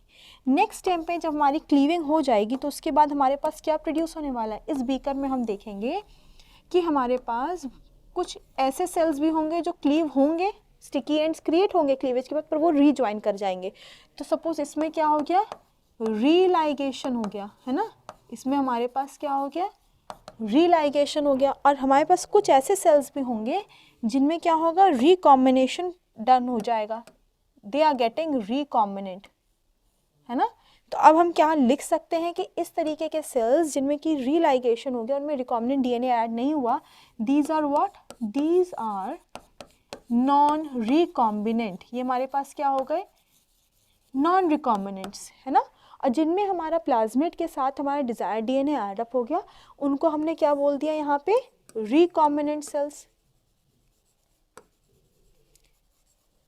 तो इतना तो हमें समझ में आ गया कि हमारे पास एक रेप्लिका प्लेट है, जो लिडरबर्ग ने इसको ऑब्जर्व किया था। हमने एक जो है व्हीकल लिया, पहले हमने प्लाज्मिड ली, हमने DNA लिया, रिस्ट्रिक्शन एंजाइम डाली और हमने क्लीविंग करी, तो हमने देखा कि हमारे बीकर में हमारे पास कुछ रिस्ट्रिक्शन मॉलिक्यूल्स जो हैं डेवलप हो गए, RDNA मॉलिक्यूल्स डेवलप हो गए जो कि रिकॉम्बिनेंट्स से, और जिनमें रीलाइगेशन हो गया स्टिकी एंड्स को, वहाँ पे हमें क्या मिल गए, नॉन रिकॉम्बिनेंट्स हमें मिल गए, है ना। अब हम नेक्स्ट स्टेप में हमें देखना है कि जो हमारे रिकॉम्बिनेंट DNA मॉलिक्यूल्स बने हैं, जो हमारे रिकॉम्बिनेंट DNA मॉलिक्यूल्स बने हैं, अब उन्हें हमें चेक करना है कि वो दूसरे सेल में जाएं, तो हमें उनको क्या करना पड़ेगा, इन सेल्स को हमें ट्रांसफॉर्म करना पड़ेगा। Transform means transformation of the recombinant DNA molecules in the host cell. तो अब हमने क्या किया, एक सेकेंड बीकर लिया, है ना। अब इस सेकेंड बीकर में हम क्या करेंगे, Eco R1 as a host cell ले रहे हैं, ये हमारे पास हो गया host cell.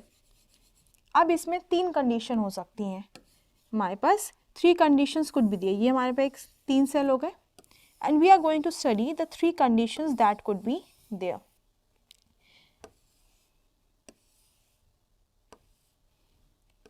The first condition यहाँ पे हम अगर देख रहे हैं तो हम यहाँ पे कंडीशन क्या दिखेगी कि यहाँ पे कोई भी एक्सटर्नल प्लाज्मिड ने एंटर ही नहीं किया होस्ट सेल, तो ये कैसा है, इसमें कोई भी चीज़ एंटर नहीं कर रही है, तो मतलब ये कैसा है, नॉन ट्रांसफॉर्मेंट है ना, इसमें किसी भी चीज़ की एंट्री ही नहीं हुई, तो this is a non transformant cell.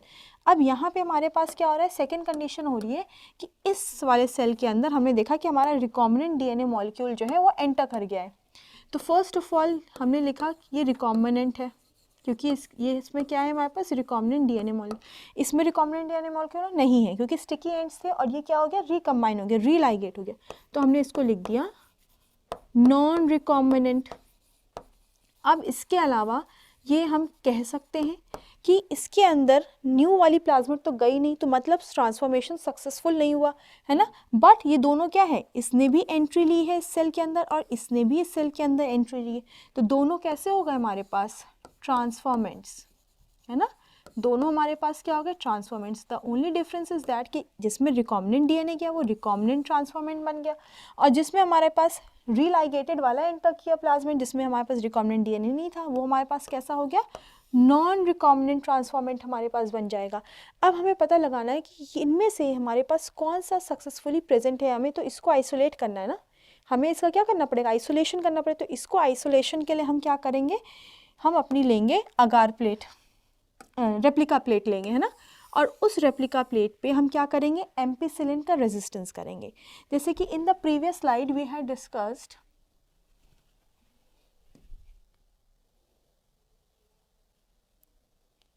Yes, in this previous slide I was talking about कि हमारे पास यहाँ पे क्या एम्पिसिलिन रेजिस्टेंस है और यहाँ पे हमारे पास क्या है, टेट्रासाइक्लिन रेजिस्टेंस है। तो जब हमारे पास क्या किया हमने, इंसर्शनल इनएक्टिवेशन, मतलब अगर हमने इस साइड पे यहाँ पे अगर हमने कोई नई जीन इंसर्ट कर दी तो क्या होगा, टेट्रासाइक्लिन एंटीबायोटिक रेजिस्टेंट जीन तो रिमूव हो जाएगी ना। तो जब वो यहाँ की जीन रिमूव हो जाएगी टेट्रासाइक्लिन के लिए और कोई यहाँ पे एक्स जीन आ जाएगी, तो टेट्रासाइक्लिन जीन क्या हो जाएगी, इनएक्टिवेट हो जाएगी। एक्स के इंसर्शन से जो टेट्रासाइक्लिन जीन है वो इनएक्टिवेट हो गई, इस प्रोसेस को हमने बोला इंसर्शनल इनएक्टिवेशन। तो जब हम यहाँ पे इंसर्शनल एक्टिवेशन कर रहे हैं तो हम क्या करेंगे, सबसे पहले हम यहाँ पे एम्पिसिलिन हमने डाला, एम्पिसिलिन क्या था हमारा, सेलेक्टेबल मार्कर। तो जब हमने एम्पिसिलिन डाला तो यहाँ पे क्या होगा, नॉन ट्रांसफॉर्मेंट के पास तो था नहीं एम्पिसिलिन जीन, तो वो क्या करेगा, वो ग्रो नहीं करेगा। फिर हम देखेंगे कि ये तो हमारा क्या हो गया, एक्सक्लूड आउट हो गया, ये ग्रो नहीं कर रहा उस रेप्लिका प्लेट पे। अब हम क्या करेंगे, फिर से हम क्या करेंगे, दूसरी बार हम टेट्रासाइक्लिन रेजिस्टेंट जीन डालेंगे, है ना।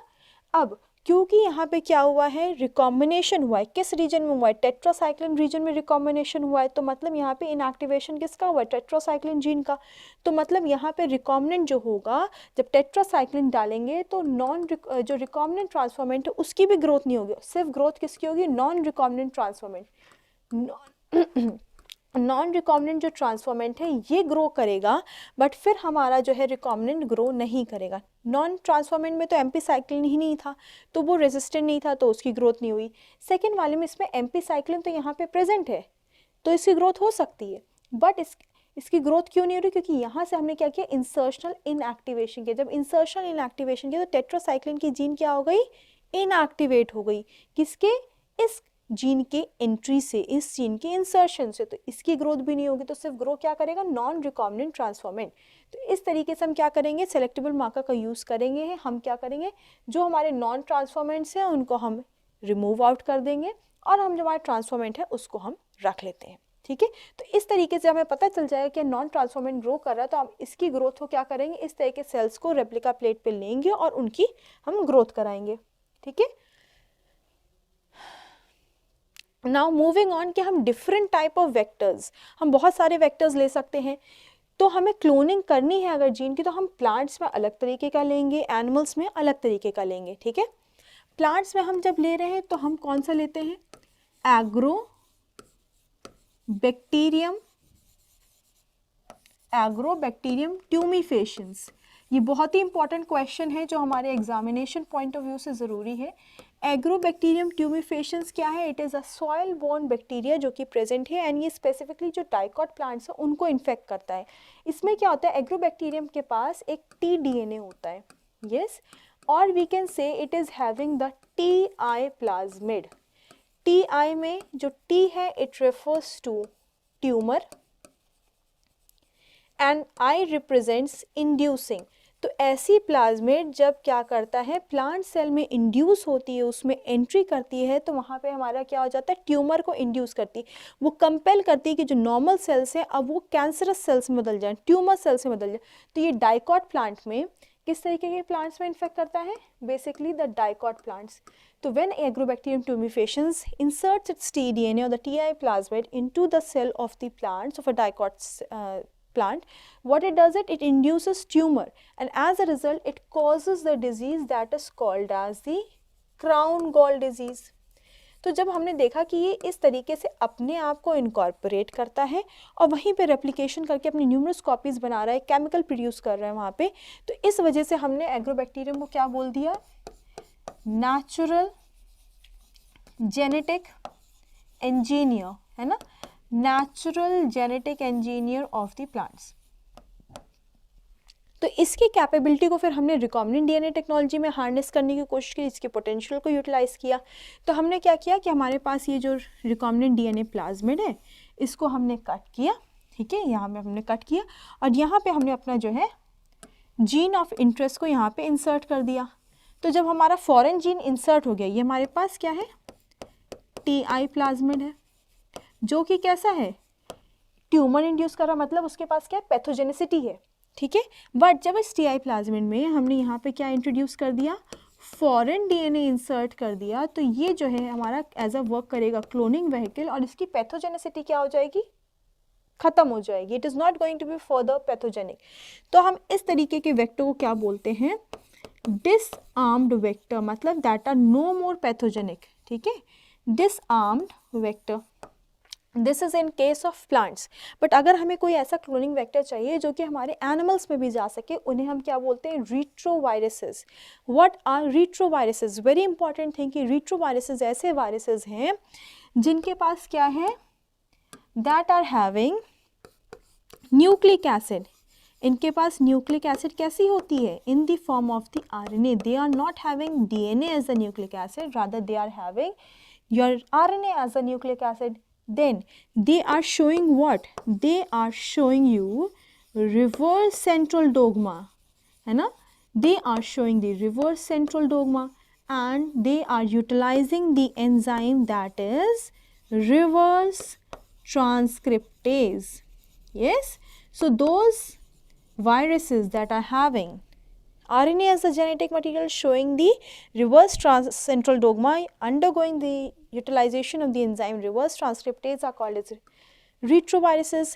इनकी कैपेबिलिटी क्या है, they are the cells that are these are the viruses that are working where they are working in the animals and they do what, they induce the cells to produce what, induce cells to produce cancer.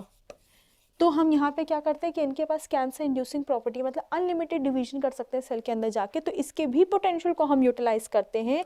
इनको भी हम क्या करते हैं, disarm करते हैं। इनको disarm करते हैं मतलब इनकी पैथोजेनिसिटी को हम ख़त्म करते हैं। They are no more pathogen and they are being used as a vehicle to transport the desired gene into the host cell. Now the host cell here is animal and here it is the plant. Is it clear? Now moving on to the next slide, we are talking about the competent host. भाई हमें transformation करना, मतलब transfer करना है desire gene का host में, but host भी तो विलिंग हो, केपेबल हो उसको एब्जॉर्ब करने के लिए, उसको टेक करने के लिए। तो हम क्या करते हैं, we are talking about the heat shock method. इस हीट शॉक मेथड में what we are doing is we are placing the cell in the ice, then ice से उठा के उस सेल को हम हीट करते हैं, एक हीटेड मीडियम में रखते हैं जो कि टेम्परेचर ऑफ 42 डिग्री सेंटीग्रेड होता है। अगेन उसको हीटेड मीडियम से निकाल के फ़ौरन ही हम उसे क्या करते हैं, एक आइस मीडियम में वापस रखते हैं। तो इस तरीके से हमारे सेल क्या हो जाता है, कॉम्पिटेंट हो जाता है, it becomes have the ability, develops the ability to receive the recombinant DNA molecule. So this is the heat shock method. Okay, when we are talking about कि हम वेक्टर्स यूज कर रहे हैं, तो वेक्टर हमारा क्या है, एक इनडायरेक्ट मेथड है ट्रांसफॉर्मेशन का। These are what, these are the direct method, है ना। डायरेक्ट मेथड किस चीज के, ट्रांसफॉर्मेशन, मतलब transformation is what, the transfer of the recombinant DNA into the host cell. तो यहाँ पे we are talking about the second method. First method was a heat shock method to make the cells competent. Second method is the microinjection. In this microinjection, here you can see you are having a holding pipette. This is the host cell, yes, and here you are having a syringe. Now, in this syringe, what you are having? The desired foreign DNA, having the desired gene. And you must remember that your micro injection is always going to happen where it is going to take place in your animal cells. Yes, so the cell that is present is what, host cell is going to be an animal cell first of all, है ना. Now this is the holding pipette. So what it does, it here we are creating, we are going to hold the animal cell with the help of the pipette. And how we are going to hold, we are going to create a suction. With the suction ये हमारा क्या होगा, animal cell को हम hold करेंगे और उधर से हम needle से क्या inject करेंगे, यहाँ पे फॉरेन डीएनए. तो इस तरीके से हम डायरेक्टली न्यूक्लियस के अंदर हम अपना डिजायर्ड जीन डाल देते हैं. So this is the method of micro injection. फिर हम बात कर रहे हैं, हमारा थर्ड मेथड है, that is called as the biolistic gun. इस बायोलिस्टिक गन में क्या होता है कि हमारा जो डीएनए है, yes, we are having the foreign DNA, yes, इस फॉरेन डीएनए को हम क्या करते हैं, कोट करते हैं. अब हम इसे दो चीज़ों से कोट कर सकते हैं, या तो हम गोल्ड पार्टिकल से कोट करते हैं, है ना, या फिर we are using what, tungsten, yes, otherwise we use the tungsten particles. दोनों में से हम किसी को भी लेते हैं और हम डीएनए को उसके ऊपर कोट कर देते हैं. कोट करने के बाद इनका साइज जो है 4 माइक्रोमीटर से ज़्यादा नहीं होता है इन डायमीटर, है ना. इनका साइज 4 माइक्रोमीटर से ज़्यादा नहीं होगा डायमीटर में. और बायोलिस्टिक गन में क्या करते हैं, हम बॉम्बार्डमेंट करते हैं, बहुत तेज़ इसको फेंकते हैं ना. सो हम क्या करेंगे, बॉम्बार्ड करेंगे इसे. बॉम्बार्डमेंट किसका, of the foreign DNA coated with gold और tungsten particles at a very high velocity. इतनी तेज़ वेलोसिटी पे करेंगे कि ये उसके सेल के अंदर इनकॉर्पोरेट हो जाए. जिस तरीके से micro injection was working on animal cells, your biologic gun is working on what? It is working on the plant cells. Remember this. Yes, micro injection, animal cells, biologic gun इसको बोल देंगे, हम इसे क्या बोल सकते हैं, दूसरा नाम इसका हो गया हमारे पास, हम इसे जीन गन भी बोल सकते हैं, micro injection, micro projectile gun, bombardment gun, कुछ भी बोल सकते हैं इसको. ठीक है, तो ये हो गया हमारा. ना इन दिस मेथड हम क्या कर रहे हैं, हमारे पास जब हमने कोटिंग करी तो it's looks somehow like this, है ना. इसका अगर हम थोड़ा सा डायग्राम बनाएं, so this is your chamber like this, you are having this. यहाँ पे हमने क्या किया, कोटेड डीएनए डाला, एंड यहाँ पे हमारे पास इस तरीके से ये स्ट्रक्चर क्रिएट होता है गन का, कुछ इस तरीके से. देखिएगा ऊपर से हम इसे क्या करें, हाई वेलोसिटी से बम्बार्ड करेंगे. यहाँ पे हमारे पास एक प्लेट होती है ताकि हमारा गोल्ड टंगस्टन के अलावा यहाँ पे और कोई चीज़ नीचे ना जाए, और यहाँ पे जो हमारा होगा प्लांट सेल होगा, तो डायरेक्टली यहाँ से बम्बार्डमेंट हो तो ये डायरेक्टली इस प्लांट सेल के अंदर एंटर करे. Okay, so I hope you have understood the direct methods of the transformation. Okay, now understanding every aspect. हमने पहले बात करी ओल्ड बायोटेक्नोलॉजी, न्यू बायोटेक्नोलॉजी, फिर हमने बात की कि जेनेटिक इंजीनियरिंग के प्रिंसिपल्स क्या हैं, किस तरह से वर्क करता है, क्या स्टेराइल कंडीशंस रिक्वायर्ड है, फिर हमने उसके टूल्स देखे, रिस्ट्रिक्शन एंजाइम, पॉलीमरेज एंजाइम, बहुत सारी चीज़ों की बात करी. अब हम बात करेंगे कि हम इसको एक्सट्रैक्ट कैसे कर रहे हैं. हम कोई भी सेल लेंगे, हम डीएनए को एक्सट्रैक्ट करना है तो हम कोई सेल लेंगे, है ना. अब वो सेल हमारा बैक्टीरिया भी हो सकता है, उसके अलावा वो हमारे पास क्या हो सकता है, प्लांट सेल भी हो सकता है, वो हमारे पास एनिमल सेल भी हो सकता है, या फिर हमारे पास कोई भी फंगल सेल हो सकता है. अगर हमारे पास बैक्टीरिया है तो हमें क्या करना पड़ेगा, लाइसोजाइम का यूज़ करना पड़ेगा ब्रेक डाउन के लिए, है ना. प्लांट सेल है तो हमारे पास क्या होगा, सेल्यूलेज, है ना. फंगस है तो हमारे पास क्या होगा, काइटिनेज। तो इससे क्या होगा, पहले तो हम ऊपर की वॉल्स ब्रेक कर देंगे मेम्ब्रेन्स की। अब उसके बाद हमें क्या करना है, प्रोटीन भी प्रेजेंट होता है सेल के अंदर, हमारे पास आरएनए भी होगा, हमारे पास लाइगेज भी होगा। तो हम और सारी एंजाइम्स कौन सी यूज़ करेंगे, प्रोटीएज, ये क्या करेगा, ब्रेक डाउन ऑफ प्रोटीन करेगा। हमारे पास लाइपेजेस होगा जो कि ब्रेक डाउन ऑफ लिपिड्स कर देगा। और उसके बाद हमारे पास हमें क्या करना है, हमें डीएनए को तो इंटैक्ट रखना है, पर हमें आरएनए अगर सेल के अंदर प्रेजेंट है उसको रिमूव करना है, तो हम आरएनएज एंजाइम भी यूज़ करेंगे। तो ये सारी चीज़ों के करने के बाद हम क्या करेंगे, हमें एट लास्ट एक जो है सारे कंटेंट यहाँ पे ब्रेक डाउन हो गए और हमारे पास बीच में डीएनए बचेगा, है ना। अब हमें क्या करना है, इस सारे डेब्रिस में से जहाँ पे प्रोटीन, आरएनए, लिपिड सब हमारा ब्रेक डाउन करके पड़ा हुआ है, उसमें से हमें डीएनए को एक्सट्रैक्ट करना है। तो डीएनए के लिए एक्सट्रैक्ट करने के लिए हम क्या करेंगे, इसको हम डालेंगे चिल्ड इथेनॉल इसके ऊपर।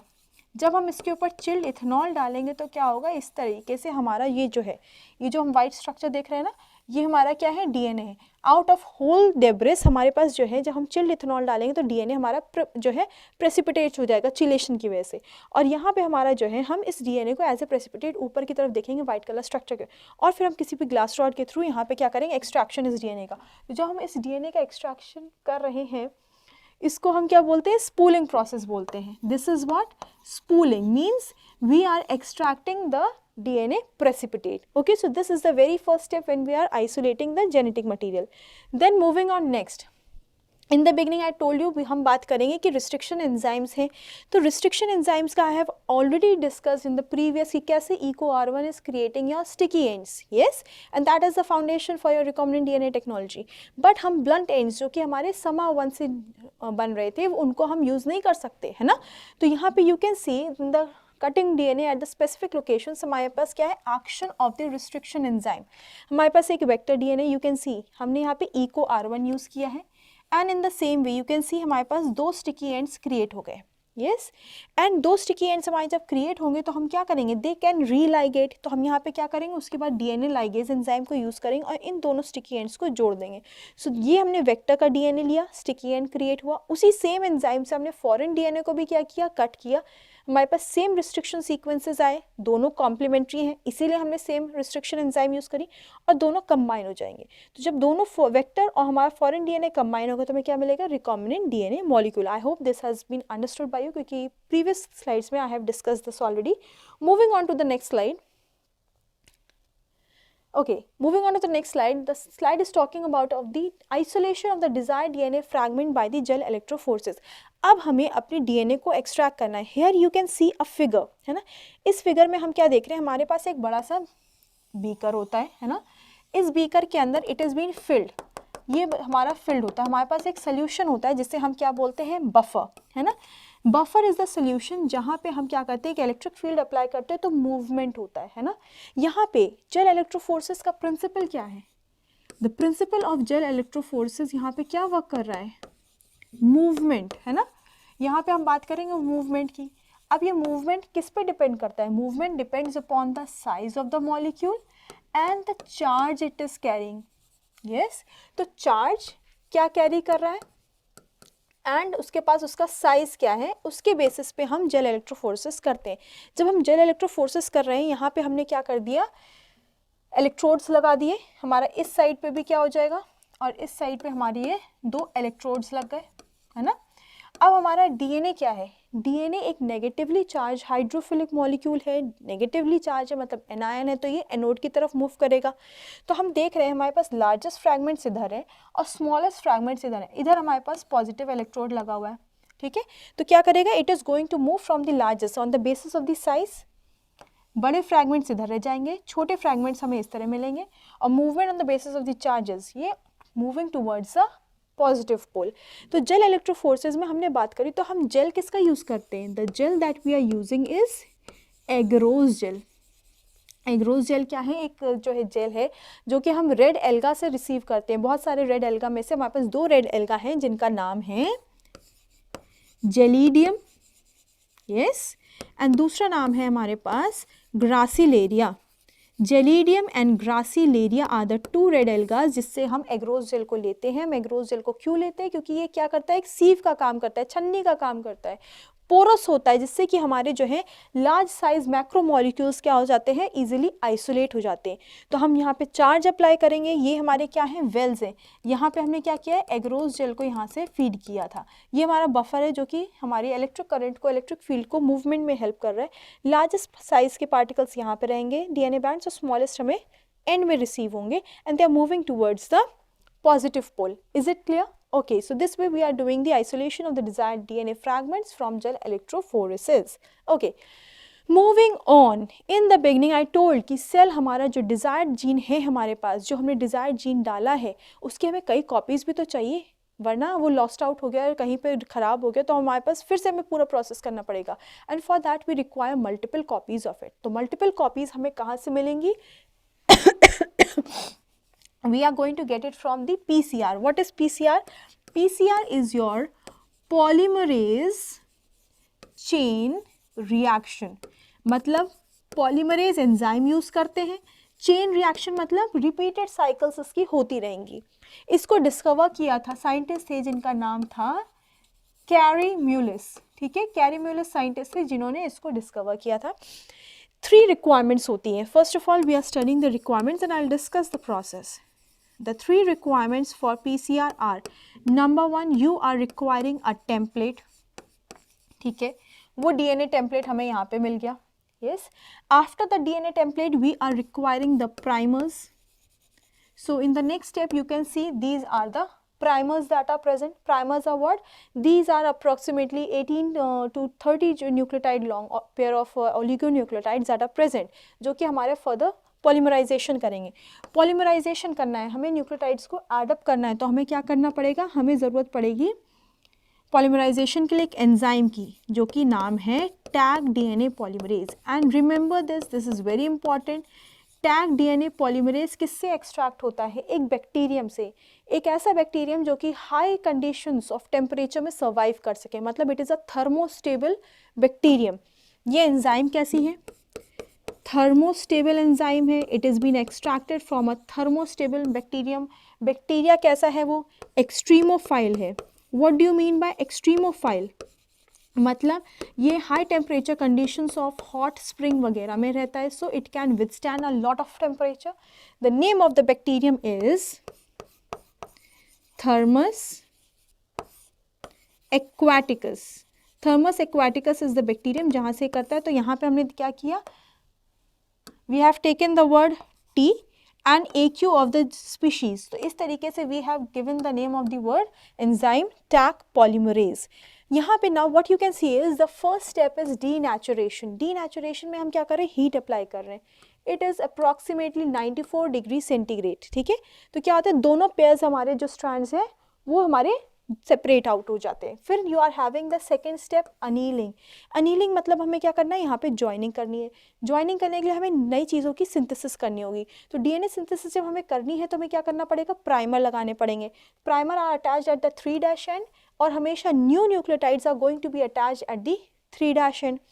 फिर next step is extension. The another word for extension is that this process is called as polymerization. इसे हम polymerization क्यों कह रहे हैं? क्योंकि यहाँ पे हम क्या यूज़ कर रहे हैं? एंजाइम। कौन सी enzyme? We are using tag DNA polymerase. उसके अलावा deoxynucleotides देने, मतलब we are talking about DNTPs. हमें पता है ना कि DNTPs हमारे पास क्या है? DATP हो गया, हमारे पास DGTP हो गया, DCTP हो गया और DTTPs हो गया। तो ये इनमें से हम ये सारी चीज़ें यूज़ कर रहे हैं। And we also require Mg as the ion.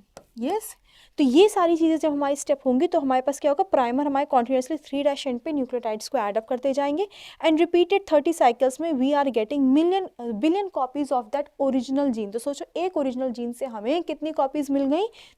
Approximately 1 billion copies. So this is the work of your polymerase chain reaction. I hope you have understood. Okay. Now we have talked about कि हमारा amplification हो गया, हमारा cell जो है multiply कर रहा है कॉन्टिन्यूस। हमारा जो है प्रोटीन को हमने देखा था last step in gene cloning की, प्रोटीन की हार्वेस्टिंग हो रही है। तो जब हार्वेस्टिंग हो रही है तो हम क्या कर रहे हैं? हम बायो रिएक्टर्स ऐसे यूज़ कर रहे हैं। हमारे स्टील के बहुत बड़े क्या होते हैं? बायो रिएक्टर्स क्या होते हैं? लार्ज वेसल्स होती हैं। ये लार्ज वेसल्स क्या क्रिएट करती हैं? इनकी कैपेसिटी होती है 10 to approximately 1000 लीटर्स की ये चीज़ों को स्टोर करती है। इनके अंदर हम क्या करते हैं, एक एम्बियंट मतलब कि एक प्रॉपर एनवायरनमेंट, कॉन्ड्यूसिव एनवायरनमेंट, कैसा एनवायरनमेंट जो कि स्टेराइल कंडीशन में हो, इस तरह के एनवायरनमेंट को हम क्रिएट करने की कोशिश करते हैं। इनको हम प्रॉपर टेम्परेचर हो गया, हम pH हो गया, we are also providing nutrient, हम न्यूट्रिएंट प्रोवाइड करेंगे, देखेंगे कि ये सारी कंडीशंस फुलफिल हो जाए। सो यहाँ पे जो हम ऊपर वाला देख रहे हैं ये हमारा किस तरीके का बायोरिएक्टर है, स्टिर्ड बायोरिएक्टर, ये स्टिर्ड टैंक बायोरिएक्टर। इसमें व्हाट यू कैन सी कि एक बायोरिएक्टर है और यहाँ पे हमारे पास क्या है, एक मोटर चल रही है, कॉन्टिन्यूसली इस तरह से रोटेट करती रहेगी। यहाँ पे हम क्या कर रहे हैं, फ्रेश स्टेराइल एयर को अंदर भेजेंगे, स्टीम को भी हम अंदर भेजेंगे ताकि अंदर का एनवायरनमेंट स्टीम की वजह से स्टेराइल रहे। एसिड बेस का हम कंट्रोल देखते रहेंगे कि बहुत ज़्यादा एसिडिक एनवायरनमेंट भी ना हो जाए, ना बहुत ज़्यादा बेसिक हो जाए। यहाँ पे मोटर चल रही है, यू कैन सी कि यहाँ पे एक मिडल में ये रॉड है और यहाँ पे ये बहुत सारे ब्लेड्स लगे हुए। तो ये सारे ब्लेड्स को इम्पेलर्स बोलते हैं, जिनका काम होता है कि कॉन्टिन्यूसली इसको क्या करते रहें, रोटेट करते रहें। जो हमारा मीडियम है जहाँ पे बैक्टीरियल ग्रोथ हो रही है वो रोटेट होती रहे, मल्टीपल कॉपीज उनकी प्रोड्यूस होते हैं, हमें डिजायर्ड प्रोडक्ट मिल सके। सबसे ऊपर you can see you are having the foam breaker, मतलब वहाँ पे क्या हो, क्लस्टरिंग ना हो जाए फोम की वजह से, ऐसा ना हो कि जो एनवायरनमेंट है वहाँ पे हमारी ऑक्सीजन कम हो जाए, तो इसको हम कंटिन्यूसली सर्कुलेट कर रहे हैं। देन हमारे पास जो है ये सेकेंड टाइप का bioreactor, this is called as sparged bioreactor. Yes, अब ये स्पार्ज्ड बायोरिएक्टर क्या है, सेम चीज़ है बट यहाँ पे भी सर्कुलेट हो रहा है, यहाँ पे भी हम टेम्परेचर सारी चीज़ों को ध्यान रखेंगे। बट यहाँ पे यू कैन सी ये हमारे पास एक स्ट्रक्चर है, this structure is called as sparger. Sparger का काम क्या होता है कि यहाँ पे ये ऑक्सीजन को मीडियम में डालता रहता है। जब तक ये ऑक्सीजन मीडियम में डालता रहेगा तो यहाँ पे क्या होगा, सरफेस एरिया बबल्स की वजह से बढ़ता रहेगा और हमारा जो कंटेंट है वो हमारा जो है स्टेराइल मेंटेन रहेगा और उसकी जो सारी कंडीशंस हैं वो फुलफिल होती रहेंगी, है ना। So these are the two types of bioreactors, the stirred and the sparged bioreactor, जो कि हम यूज़ करते हैं जिससे कि हमें डिज़ायर्ड प्रोडक्ट जो है हार्वेस्ट होता है। Then moving on to the next slide, हमने बात करी बैच कल्चर की और कॉन्टिन्यूस कल्चर की। कॉन्टिन्यूस कल्चर को हम एक और कल्चर बोलते हैं, this is also called as the fed batch culture. Yes, continuous culture और द फेड बैच कल्चर। जब हम बैच कल्चर की बात करते हैं तो हम क्या करते हैं, एक बार हमने न्यूट्रिएंट्स, एक बार हमने सारी चीज़ें डाल दी और फिर जब हमारा प्रोडक्ट बना हमने उसको निकाल लिया, ठीक है। कॉन्टिन्यूस में क्या होता है, हम न्यूट्रिएंट्स डाल रहे हैं, हम स्टेराइल एनवायरनमेंट, स्टेराइल एयर डाल रहे हैं, स्टीम डाल रहे हैं और इधर से हम ड्रेन आउट भी करते जा रहे हैं, आइसोलेट भी करते जा रहे हैं प्रोडक्ट, फिर डाल रहे हैं, फिर कर रहे हैं। तो कॉन्टिन्यूस एक सप्लाई मेंटेन होती रहती है। तो हमें दो तरीके के ग्राफ देखने को मिलते हैं, one is batch culture. In batch culture we are seeing a S shaped curve, ठीक है, एस शेप्ड कर्व मिल जाता है। एंड इन कॉन्टिन्यूस और बैच कल्चर हमें क्या मिलता है, यहाँ पे एक जे शेप्ड कर्व मिलता है। When we are talking about S shaped curve, यहाँ पे हमारे पास क्या होगा, लैग, ये हमारी कौन सी होगी, लॉग फेज हो जाएगी। लॉग फेज मतलब एक्सपोनेंशियल फेज, जहाँ पे हमारा जो सेल है फिजियोलॉजिकली बहुत ज़्यादा एक्टिव है। फिर ये हमारी कैसी स्टेज आई, स्टेशनरी फेज, कि अब फर्दर कोई ग्रोथ नहीं हो रही है। फर्दर कब कोई ग्रोथ नहीं होती, जब हमारा न्यूट्रिएंट मीडियम कम हो जाए, स्पेस ना बचे, ऑक्सीजन ना बचे, हमारा टॉक्सिन्स प्रोड्यूस होने लगे, तो हमारी ग्रोथ क्या हो जाएगी, कम हो जाएगा। उसके बाद finally we are having the death. तो जब डेथ हो जाएगी तो टॉक्सिन्स प्रोड्यूस होंगे, तो जो हमारा बायोरिएक्टर का कंटेंट है वो बेकार हो जाएगा। सो उससे पहले हमें आइसोलेट करना पड़ेगा। सो दिस इज बैच कल्चर, कि हम इधर डाला हमने सारा सामान और फिर जब सारा प्रोडक्ट हमने रिलीज कर लिया। कॉन्टिन्यूस में हम लगातार डालते जा रहे हैं और उधर ही आइसोलेशन हमारा डिजायर्ड प्रोडक्ट का हो रहा है। तो इसमें हमें क्या मिलता है, ये लैग फेज होती है एंड उसके बाद हमारा सेल लॉग फेज में या एक्सपोनेंशियल फिजियोलॉजिकली एक्टिव फेज में मिलता है। इसके बाद हमारा cell it is never going to enter into the stationary phase, क्योंकि यहाँ पे ये कॉन्टिन्यूस सप्लाई, न्यूट्रिएंट्स मिलते जा रहे हैं और सारा का सारा हमारा जो है isolation of the desired product होता जा रहा है, ठीक है। So this is your J shaped curve. I hope you have understood the batch culture and the continuous culture. Moving on to the next slide, we are talking about the down stream processing. अभी तक क्या हुआ, हमारा gene को हमने isolate किया, उसको insertion किया, ट्रांसफॉर्मेशन किया, तो ये सारा प्रोसेस क्या था, बायोसिंथेटिक फेज, जहाँ पे हमारी सारी चीज़ें प्रोड्यूस हो रही थी। इसे हम क्या बोलते हैं, upstream processing. Down stream processing में क्या होता है, हमारे पास बायोरिएक्टर्स में सारी चीज़ें बन चुकी हैं, डिजायर्ड प्रोडक्ट हमें ऑब्टेन हो चुका है। अब उस ऑब्टेन प्रोडक्ट में हम क्या करेंगे, we are having the biosynthetic phase. मतलब बायोसिंथेटिक फेज क्या है, ऐसा फेज जहाँ पे हमने क्या देखा, जीन का एक्सप्रेशन, कौन सी जीन का एक्सप्रेशन, जो हमें डिज़ायर्ड जीन चाहिए थी उस जीन का हमने एक्सप्रेशन देख लिया। जब इस जीन का हमारा एक्सप्रेशन हो गया तो आफ्टर कंप्लीशन ऑफ दिस, है ना, अब हम क्या करेंगे, हम अपनी चीज़ों को एक्सट्रैक्ट करेंगे ना, तो we are going to select, purify and extract. अब हम अपने प्रोडक्ट को सेलेक्ट कर लेंगे, उस वहाँ से आइसोलेट किया, प्यूरिफाई किया, उसको एक्सट्रैक्ट कर लेंगे। एक्सट्रैक्ट करने के बाद हम उसमें क्या करेंगे, प्रिजर्वेटिव्स वगैरह ऐड करेंगे, है ना। जैसे कि अगर हमने ह्यूमन इंसुलिन बनाई है तो उसको क्या करेंगे, प्यूरिफाई करेंगे, एक्सट्रैक्ट करेंगे, उसमें ऐसे प्रिजर्वेटिव्स डालेंगे कि वो मेडिसिन जो है लॉन्ग टर्म तक चले मार्केट में। तो ये सारा process after the completion, this process is called as what, downstream processing. And after the downstream processing what is going to happen, किसी भी चीज़ को, कोई भी हम प्रोडक्ट बनाते हैं तो हम डायरेक्टली मार्केट में नहीं एंटर कराते हैं, बिफोर दैट हम उसकी मार्केटिंग करते हैं, हम उसकी क्वालिटी चेक्स करते हैं, है ना, क्लिनिकल ट्रायल्स करते हैं। तो after that we are going for clinical trials करेंगे हम उसके, क्लिनिकल ट्रायल्स के बाद हम उनके क्वालिटी चेक करेंगे, है ना, ये क्वालिटी चेक्स हो गए हमारे। एंड अगर ये सारी चीज़ें हमारी क्या हो गई, अप्रूव हो गई, देन हम क्या करेंगे, we are going to take that product into market. फिर हम उसको क्या करेंगे, उस प्रोडक्ट को हम मार्केट में लेके जाएंगे। So this all makes up your downstream processing की हमने इतनी सारी मेहनत जो डिजायर्ड प्रोडक्ट बनाने की करी है, उसके बाद we are going to select, purify, extract, add the preservatives, this is called as the downstream processing. And after that we undergo the clinical trials, then we do the quality checks, and then finally we take up that into the after approval into the market. Yes, so I hope you have understood this chapter wherein we talked about how there was a transition in the biotechnology from old biotechnology to the new biotechnology, how we have harnessed the potential and the capabilities of the organism, manipulated their genome, yes, and how this entire process utilizing various kinds of the enzymes, various kinds of the techniques, it has finally led to the production of the product. Yes, so I hope you have understood this chapter. Meet you next time. Thank you, students.